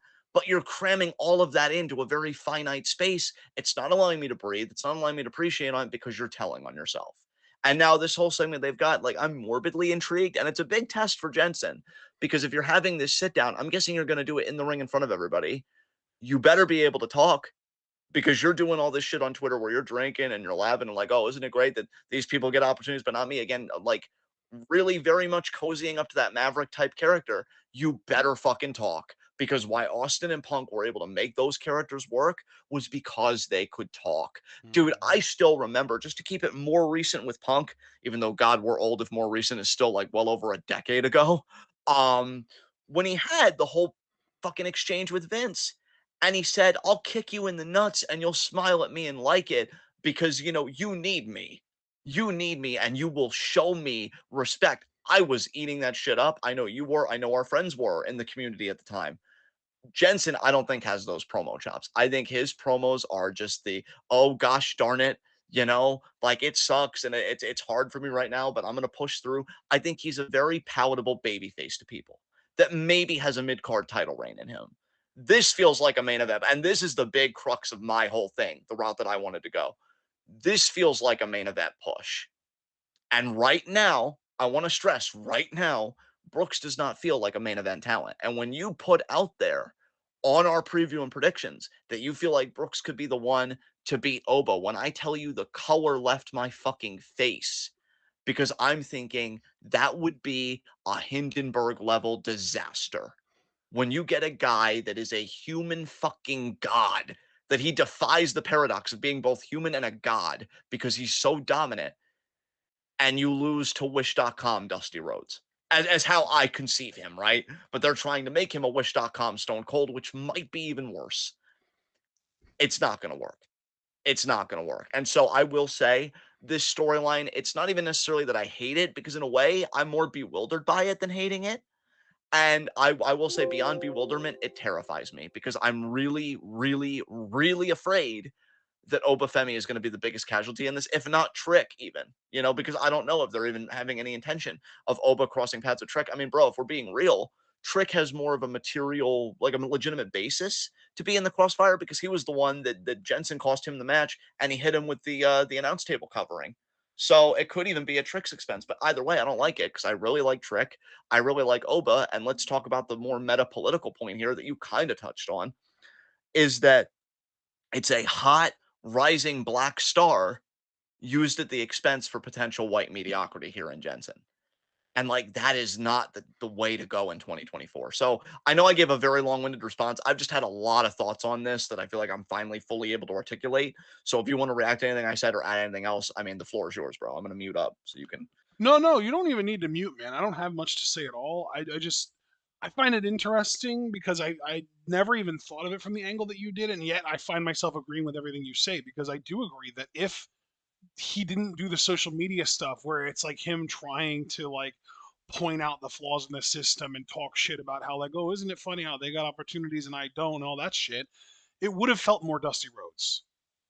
Yeah, But yeah, because of all definitely. that, it feels like he's trying to be more Stone Cold. You're right, and that's Yeah, definitely not his fucking lane at all. that is a risk. That is I can't stress enough what a fucking risk that I mean, is. dude, here's the thing that makes it even worse. They've got a better new Stone Cold already going on Raw. In Braun Breaker, They don't right? need to try and make Yeah, another one on NXT, especially one who is this incredibly mid. yeah, yeah. Because again, even when I stood by Jensen, I never thought like, "Oh, give him the rocket immediately." I wanted him to work for it. I wanted him to get the polish. I feel like we're trying to rush a product out here that isn't even 30% ready. Yeah, it's a massive risk to me, and that is the one concern I have with the NXT brand. This infatuate, and again, you know, very succinctly and saliently touched on this already. Fascination with guys like Sean Spears, like Ethan, like Lexus, now Brooks. And Brooks is the odd man out because he never had an AEW stint. But it's like these guys are varying degrees of like awful to just mid.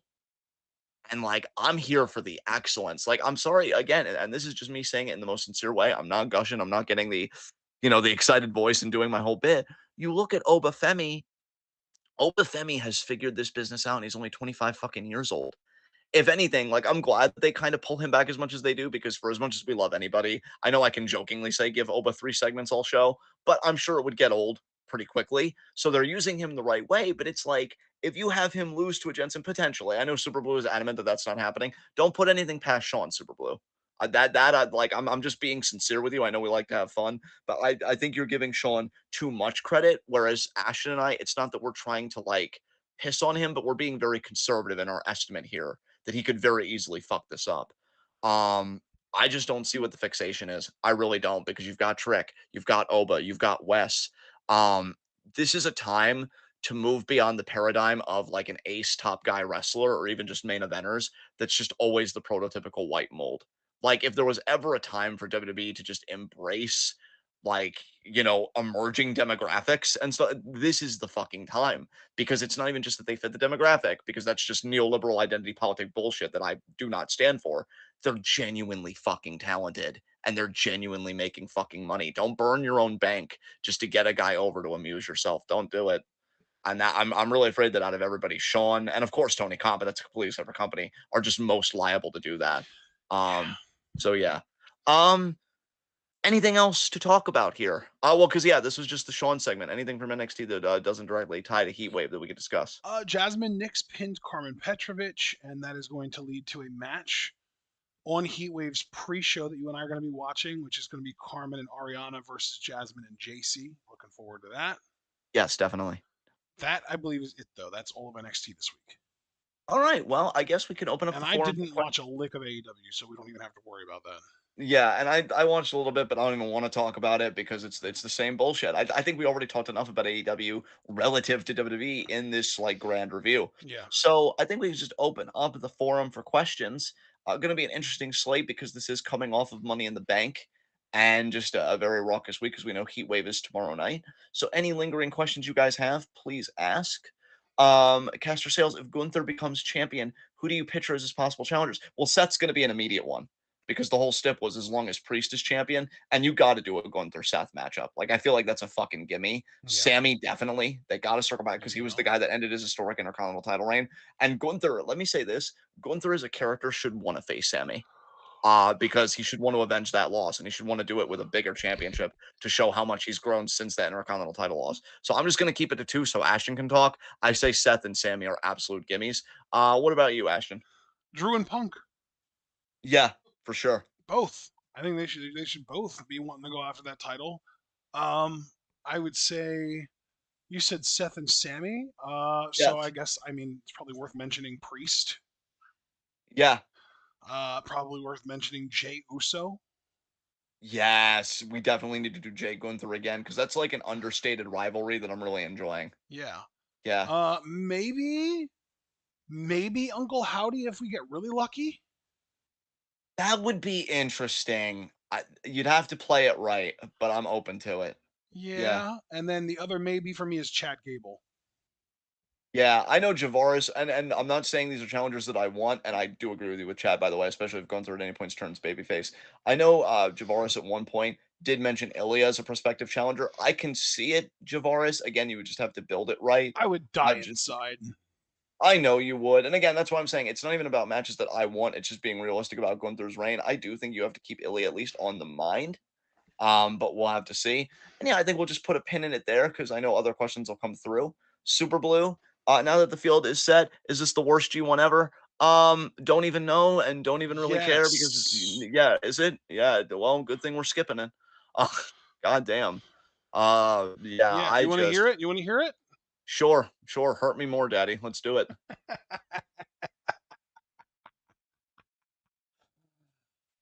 Red or not Red Stars. That's the 5 star.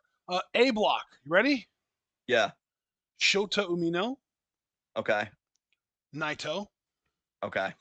Shingo, Okay. Sonata, Okay. Great Khan, Yeah. All right. He's cool. ZSJ, Love him. I'm still waiting for him to win a G1, by the way. Continue. Jake Lee from Pro Wrestling Noah, formerly of AJPW.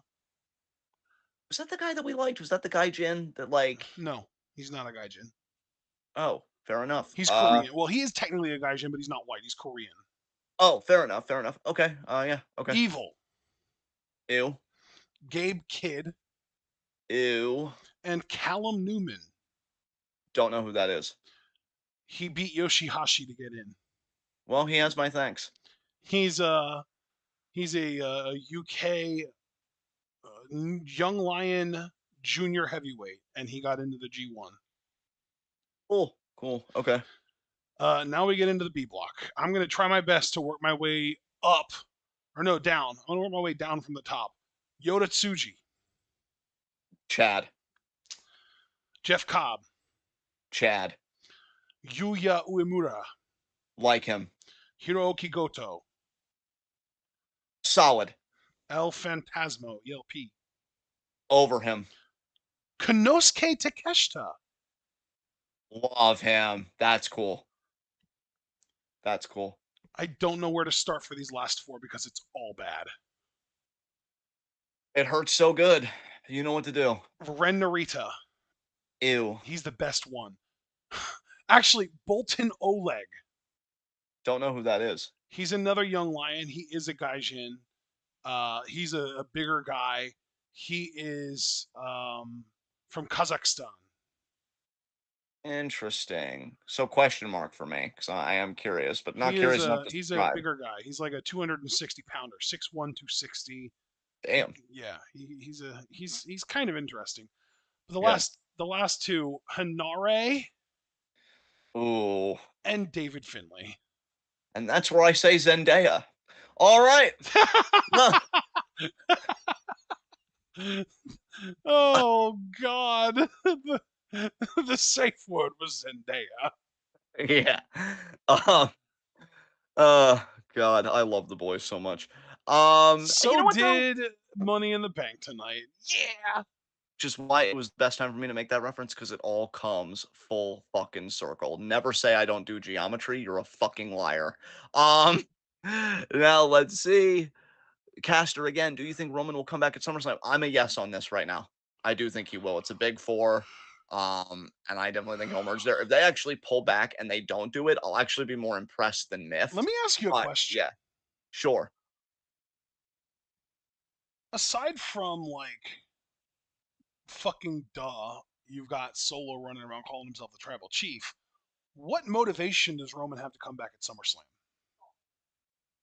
Um, well, really, just the idea that Solo is calling himself the tribal chief and he Right. beat the shit out of his I wise guess man. I guess my thing is like it's not so much the why. Like I get why Roman would have to come back, but my big thing is like the why now. It's like why what part of SummerSlam specifically would be the reason that Roman would come back on that show? Like what would happen? Like what is the reason for the timing of it? Only poetry, really, and this is a reach, and I recognize that it's a reach. But Roman's whole return that kicked off this long story was at a SummerSlam pay per Yeah, it view. was 4 years ago this Yeah.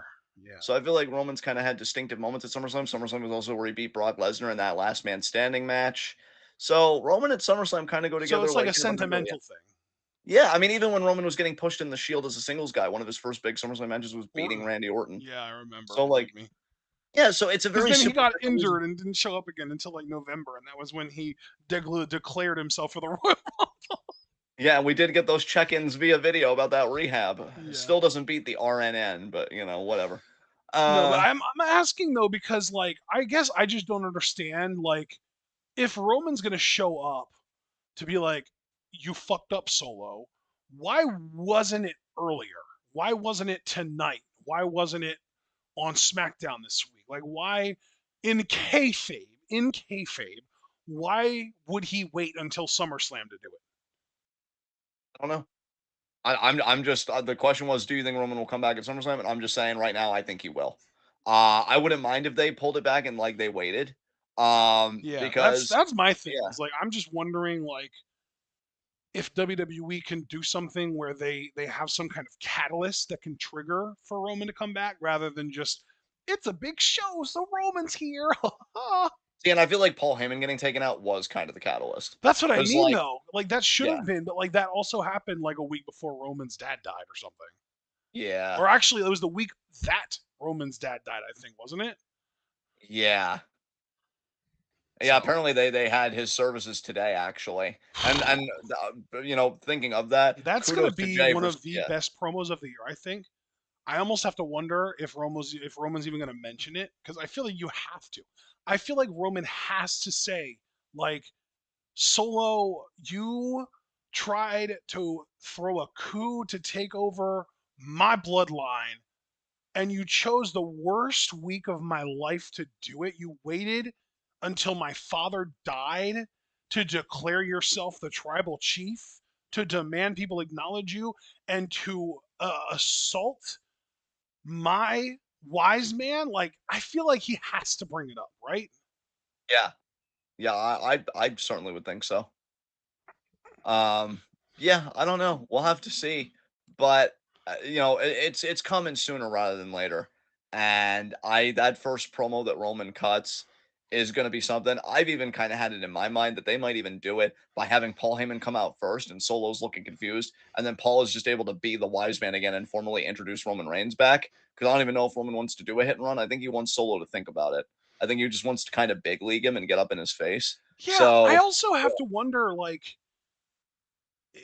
when Roman does come back, who is he going to recruit to be part of his bloodline?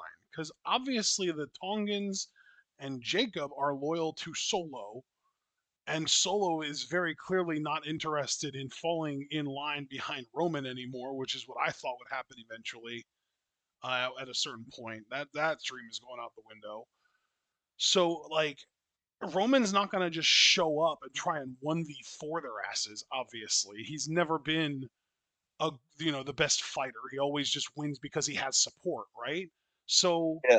so like does he show up with backup in hand immediately or does he show up, talk his shit and leave and then start recruiting? Like I'm so intrigued by how they handle this story. I really, really don't know where they're gonna go with it. I have not been this sort of like thrown off by a WWE story in a really, really long time. Ask you something, bro, because I was thinking while you were talking, because you've been pressed on like why now, why SummerSlam. Would you? And I'm only asking because I'm really not sure what you would think in this case. Would you think it'd be a good compromise if they teased it out by having Jimmy return at SummerSlam, maybe even in the post match to like try and get See, that's some? what I thought And they then were going to do tonight. I thought they were going to yeah, have Jimmy show up tonight and potentially, try and help Randy, Kevin, and Cody. Maybe it would have been thwarted because Jimmy's kind of a goon, and it would have been like, "Oh, Jimmy, you aren't competent enough to do this," or something like that. yeah. But like, I thought that would happen tonight, and it didn't. So maybe they're gonna just keep delaying, and maybe they will do that. Maybe they will have Jimmy be the. I do expect Jimmy to return before Roman. So I guess that is a good way of putting it. So yeah, if Jimmy doesn't return before SummerSlam, I could absolutely see Jimmy returning at SummerSlam, and potentially he even costs Solo the match. Super Blue, I gotta tell you, I'm just gonna answer this question now, and I know that we have other questions like after caster sales, so I want to keep that in mind. Especially, I know Javaris asked a pretty big stardom question.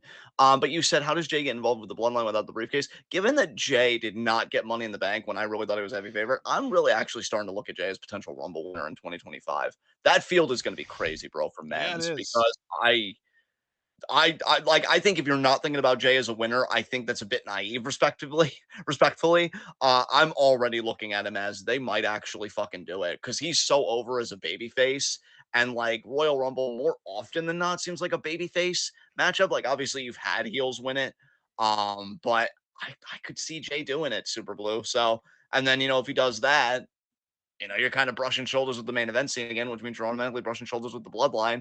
So who even knows? Because if you do Cody Rock, I mean that sets up that match. I don't really know where Roman fits in that. I guess Roman would still have a match with Solo, so maybe Solo wouldn't even be the world champion, or maybe he would have had a run, but he would have lost it before Mania back to Cody.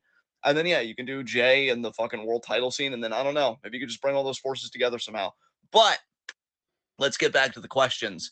And we're still on Super Blue, actually, because he asked, who would you like Cena's final opponents to be before he retires? So when I think final I feel like opponents, we kind of answered this already, didn't we?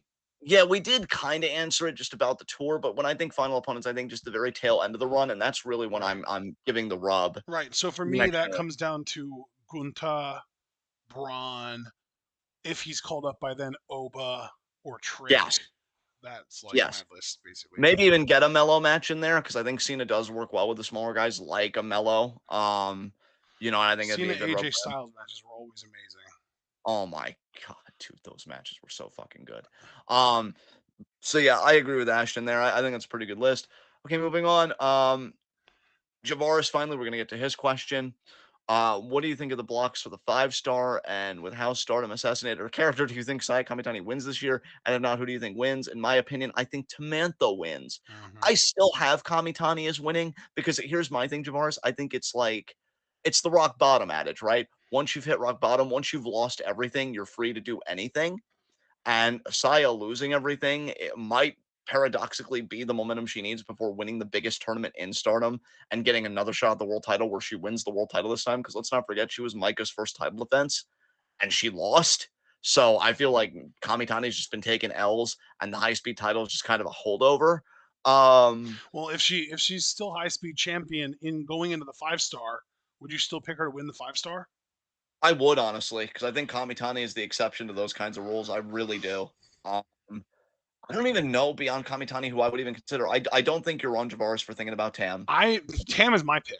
I have completely pivoted at this point that I'm 100% picking Tam to win. That is really disappointing because not saying that you're wrong. I'm just saying it's disappointing in a more general sense that they'd go with Tam because I know we react to would it be Grand Queendom or Dream Queendom for the 5 star winner? Because I know I always get them mixed up. Is it All Star Dream Queendom or Grand? Either way, It's All the Star Grand Queendom. okay All Star Grand I Queendom. think. Uh, Shit. I I would want Now to you've skip. confused me, goddammit. Well, I'm sorry. But either way, whatever the fuck it's called, I would Stardom want. Dream Queendom is the main show, like the end year show. Okay, yeah, so that would be okay. But yeah. Yeah, I feel like that would be a world title match that honestly I would wanna skip. I don't hate Micah, but I really can't stand Tam, and if Tam would just win the title again, I don't wanna be a party to that in any way. If Saya wins, however, that is a rematch I'm looking forward to. So but as far as to answer the first part of your question, Divorce, I think we talked about the block session night. It does seem like a pretty stacked 5-star, to be fair. Yes. Um, uh, Definitely I put am more stars looking in the second forward one. to seeing who fills out those three blocks that have people missing in them. Because, like, the one block that's actually full looks very, very exciting, very stacked. But there's one block with two people missing and two other blocks with one person each missing. And I just want to know who those four extra people are going to be. Because we know that two of them are going to be winners of like a win and you're in tournament. But the other two are just straight up X's and they could be anyone. So I would, it'd be interesting if we got like a Willow Nightingale in the 5-star. That'd be pretty cool. Or like Yeah. I mentioned earlier, like just someone from AEW would be nice. Maybe even like honestly, even if it was like an Anna Jay, I'd be interested to see what she could do in Stardom, just as like watch her growth kind of thing. The way that we did with Mariah, the Mariah May growth curve, like that was crazy. Yeah, Javaris, I gotta say too, man, not to be a Debbie Downer, I'm slowly starting to lose hope that Mina's ever gonna be World of Stardom champion, which I cannot even begin to express how much that breaks my heart. So I'm not gonna dwell on Bro, it I'm because I'm that's slowly starting to lose hope that Mina's even gonna still be in Stardom after the next year or two. you think she goes to Marigold, or you think she just maybe even goes to AEW? Who even That's fucking the knows? thing that makes me lose the hope is because I think she's gonna be AEW bound. God, I mean, that's gonna dude, be this is how it started with New Japan. It started in New Japan where they would just kind of have like the talent borrowing deal where people would just work AEW shows every now and then it became full signings. It became people who were working the shows were starting to sign with AEW.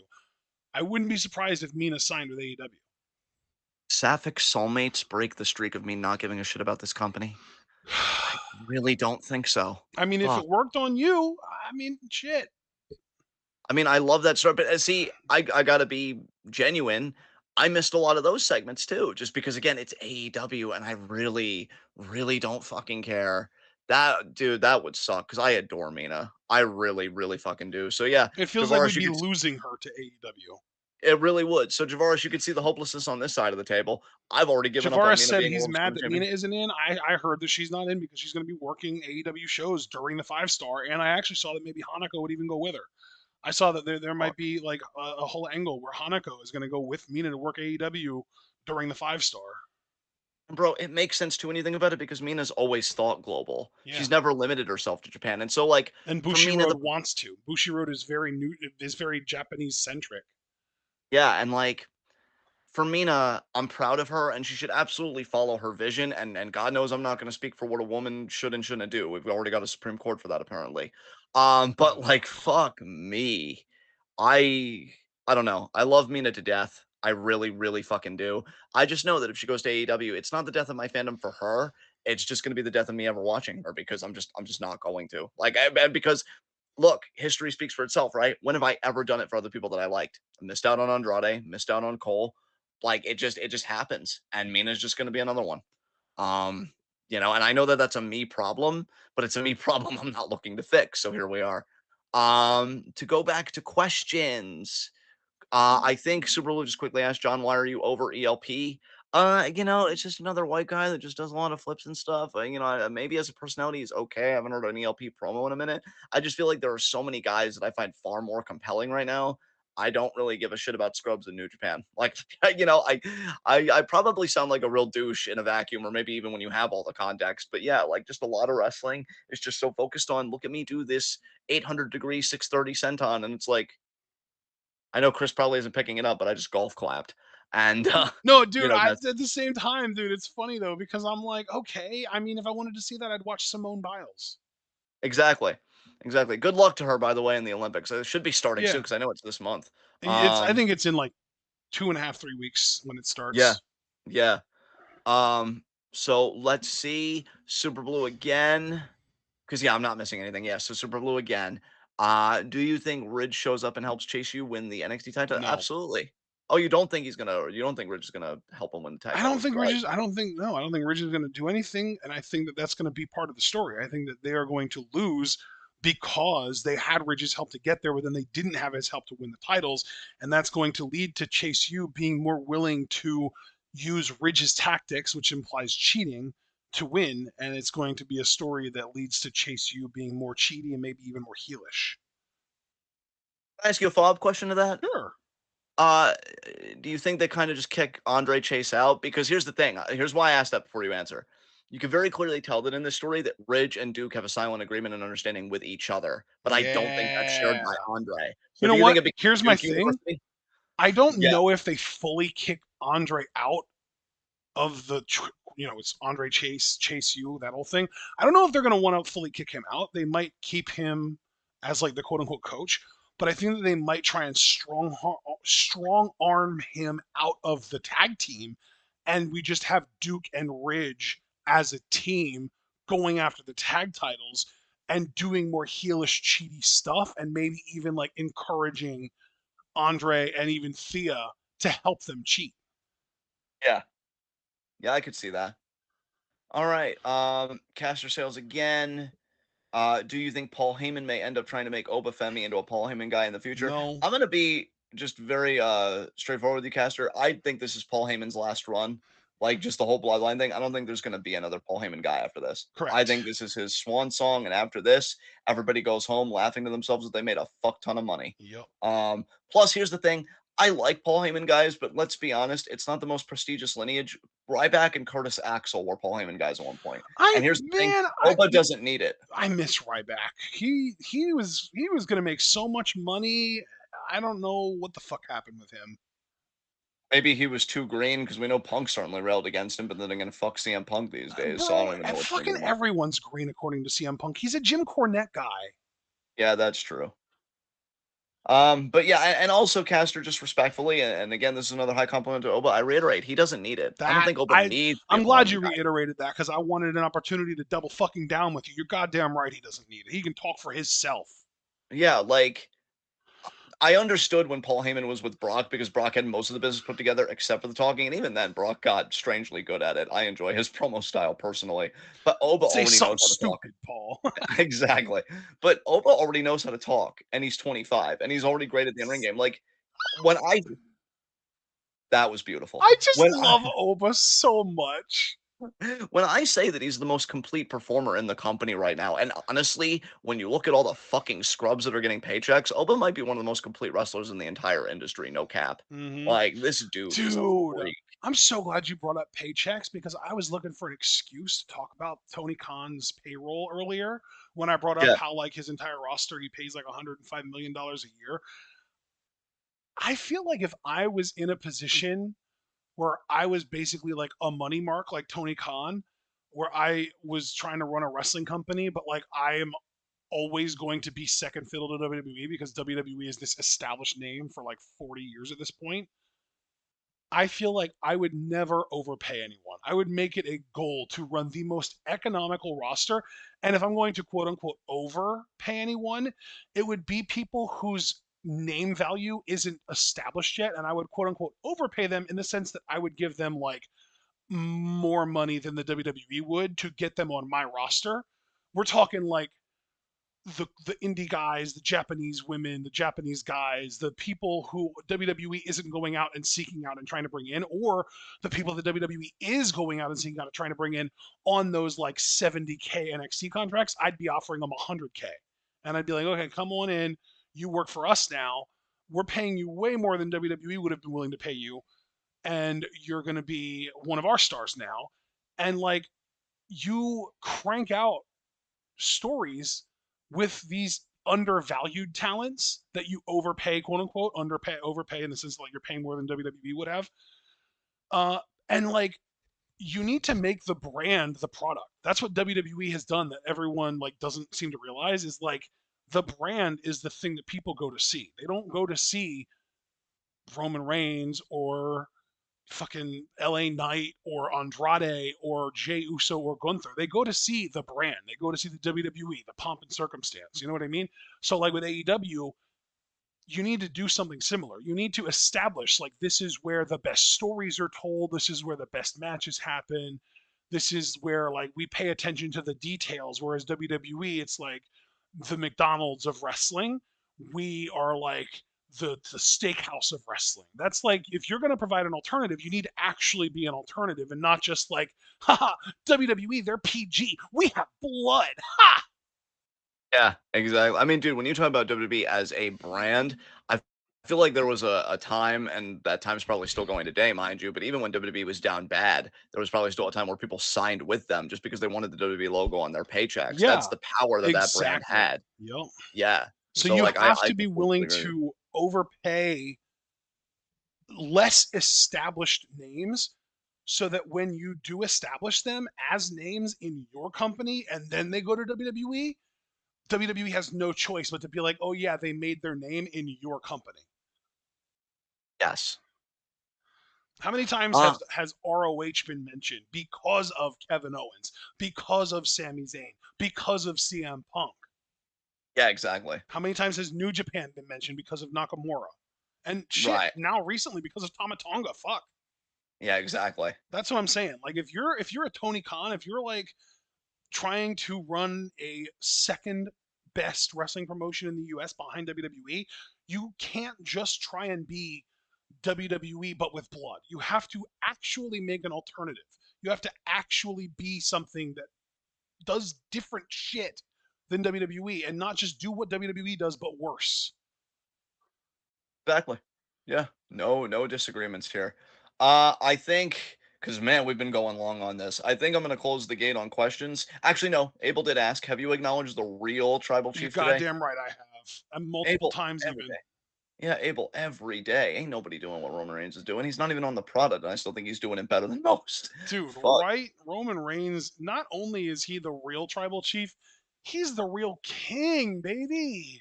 Yeah, I mean, crowds are cheering for you and you're not even there. If that's not running game when you're not even in the game, fuck out of Dude, here. ESPN published fucking pro wrestler power rankings recently, and MJF was on the list and Roman Reigns wasn't. Talk about discrediting yourself. Jesus Christ. What a bunch of marks. I When did did he the go for math. MJF has been around for 6 weeks. Roman Reigns was around for the first 13 weeks of the year. Yeah. So Roman Reigns was literally around for more than twice as long as MJF. Roman Reigns' actual quality of work is far more than twice as good as MJF's. And yet MJF squeaked into the list and Roman Reigns didn't. What a fucking joke. Get out of here with that garbage. When did Meltzer start working for ESPN? Right, dude, Um, right? It was a panel too. It wasn't even just one guy. It was an entire panel of people that were wrong. yeah, so they call it a gaggle of mediocrity. So there you go. Hell yeah, it Um, was. high spots and low shots. I gotta say it again. I really hate that I've done this twice, and I don't even get two nickels for it. Drew McIntyre. Like, you win Money in the Bank, Yeah. you go through that whole ladder match Yeah. only to get hoed again. Yep. Actually, no, I'm not even gonna be greedy and put an honorary low shot in there. I'm No, just do gonna it. focus on Drew. No, I was gonna say honorary low shot Seth Rollins because he got hoed too. That's true. Like, I Yeah, mean, that's a great point. goddamn. Yeah, like it was a rough night, but especially for Drew though, because here's the thing. Drew had to he by all accounts wrestled twice tonight, and he wrestled twice because the plan was briefcase, then title. And I'd rather they just would have screwed him out of the briefcase altogether so that it didn't hurt so bad. And then when it finally looks like, oh man, he's just gonna get the title, and then Punk's gonna want to take the title from him. Nope. It's like I don't even want you to have the title at all. You selfish son of a bitch. I'm telling you, like, if you want me to really care about the story, and I do, I care now. It's not like you're losing me or anything. But I low key want them to do Punk Drew for the world title at Mania, but then again, I also want Jay to get crowned at some point. So again, that's what I mean when I say the world title picture has a lot of activity going on. That's not necessarily a bad thing. But it's all about the cards that you play in the end. So yeah, Drew is my low shot with honorary being Seth. Who is your low shot, friend? Well, we both have low shots that hurt us today because mine is Braun Breaker because man, he tweaked his knee and then he took his first main roster loss in an Intercontinental title match on a pay-per-view to Sami Zayn. What a rough day for Braun. It was such a good match too. If It he was. would have won it, fuck. Like I wouldn't even be debating if it would be a match of the year contender for me because he would have fucking won, and I would have been like, fuck yeah. Um, Oh man. High spot for me. Fuck. Uh, you know what? High spot for me. Just being as realistic as possible. Solo Sokoa. Your bloodline Yeah. proved to be effective, putting down its first resistance, And not only did you put it down, you pinned the fucking undisputed champion, locking your place in for SummerSlam. So Solo's an easy high spot for me. Bro, What about you? not just any WWE champion, but the one that Roman lost to. Exactly. Ooh. Hey, you know Solo's thinking about that too. God, Yeah, that hurts me down to my core. yeah, um, high spots for me. Man, let's see. I think mine is gonna go. Let's see here. Let's see. What do we do? We had that. We talked about that. What match am I forgetting? There were 5 matches today. There were the 2 ladder matches. Oh, you know what? No, I'm not gonna do that. Let's see. High spot, high spot, high spot. You went solo, right? yeah, Okay. Well, then you know what? I'm gonna go Jacob Fatu because solo might be the one getting the credit for it, but everyone knows that it's Jacob Fatu actually putting in the work, actually incapacitating these main eventers for real. And if Jacob Fatu at any point decides that he's not having it anymore, Solo's fucked. yeah. You're so right. I know. Now I hope it happens. Look, you know I live for the drama, and I'm very emotionally. Dude, I mean, the correct word is stunted, but immature will go with. Like, yeah, just let it all implode. dude, if at I any point Roman Reigns reveals that Jacob was a sleeper agent for him the whole time, Solo is so fucked. I can tell you some things that aren't sleeping for me right now, if that's true. God damn. Um, I don't normally do this, but I do want to talk very quickly about something else, even though this should be the end of the show, and I Dude, I just saw this. I just Yes. oh, you just saw something. Is this breaking news? No, not breaking news, just Oh. something I want to remark on. So please go ahead. Go ahead, because I'm in Can no you rush. imagine if like Roman puts out the fucking bat signal to the Usos and is like, Jimmy, I know you're always loyal to me. You know now because Solo has like gone taken everything in his own hands. You know now that I didn't order the hit on you. I appreciate your loyalty, and if you'll still be by my side, I'd like it for you to still be in my bloodline. And Jimmy's like, yeah, man, you know, we're good. And then he does his proper apology to Jay, and Jay is willing to reaccept him. And we get like Roman and the Usos as the new bloodline. And then we get a segment where Roman's like, Jimmy, reveal your government name to our boy Solo. And he's like, my name's Jonathan Fatu. And then he's like, Jay, reveal your government name to our boy. And he's like, I don't even remember which there's a Jonathan and what's the other one? Josh. My name's Joshua Fatu. And he goes, Jacob, what was your last name again? And Solo turns around and gets fucking speared. Oh, that would be so cool. You just created a masterpiece for all of us, and I want to acknowledge that everybody should hold tight to what Ashton said. I need to be silly because I hate Jimmy Uso so much. When he comes back, I need him because his trachea got fucking destroyed, just because he's so Dude, give silly him the and deluded. Kane voice box gimmick. Yes, but here's the thing: he does the voice box gimmick, and he does a no yeet, and then Roman smacks it out of his hand, and he's like, "What the fuck are you doing?" And then Jimmy talks normal, just because he's like overselling his drama, and Roman just looks at him like, "Son, you better act right now that you're back in my bloodline. The fuck is this?" He's like, I'm on the injured reserve list.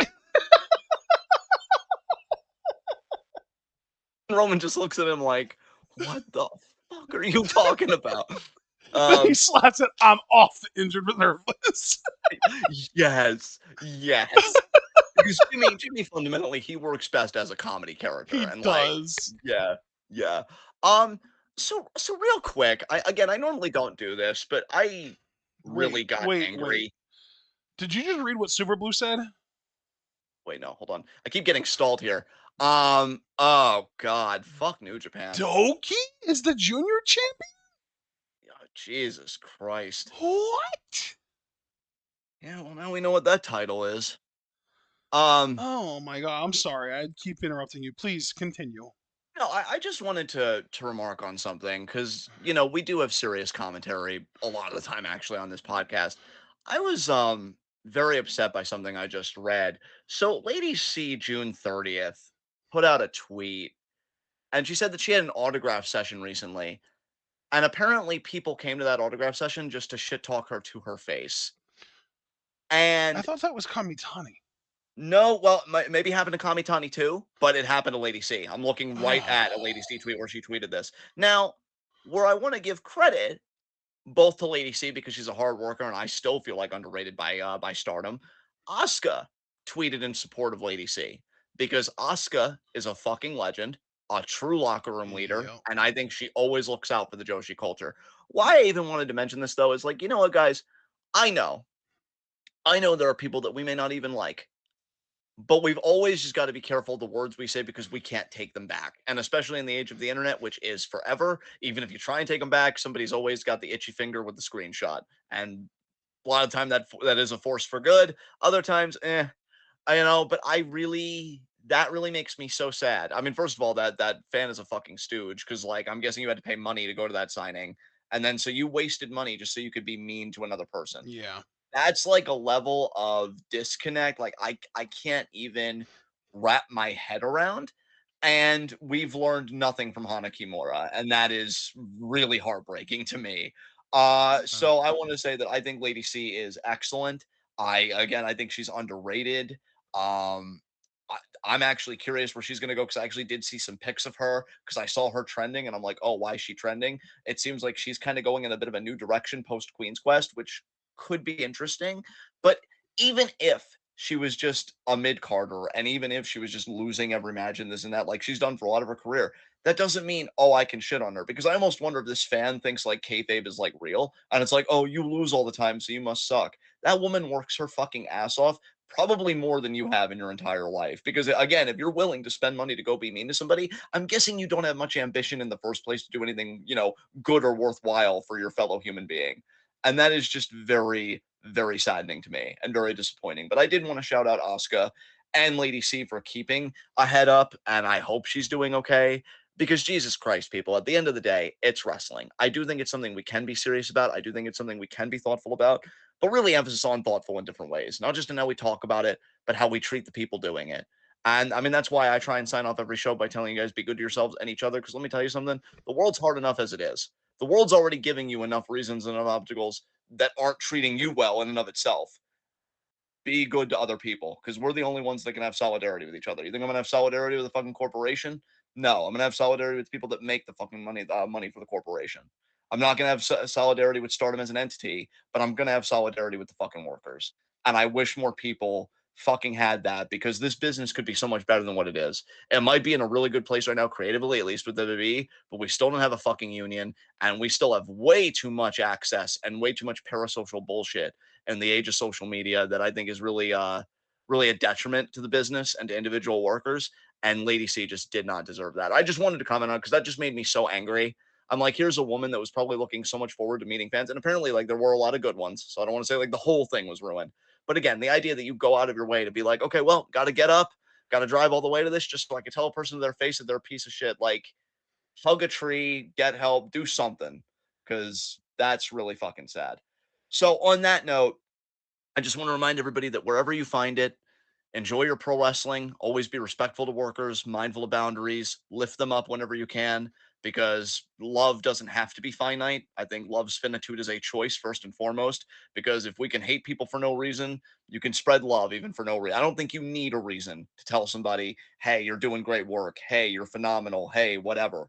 You know, rather than hating I always feel like love is a stronger thing than just hating and critiquing something needlessly. So go with what you love and just show that love at maximum fucking volume is yeah. what I say. So and in that spirit, Money in the Bank was wonderful tonight because I got to share it with all of you guys.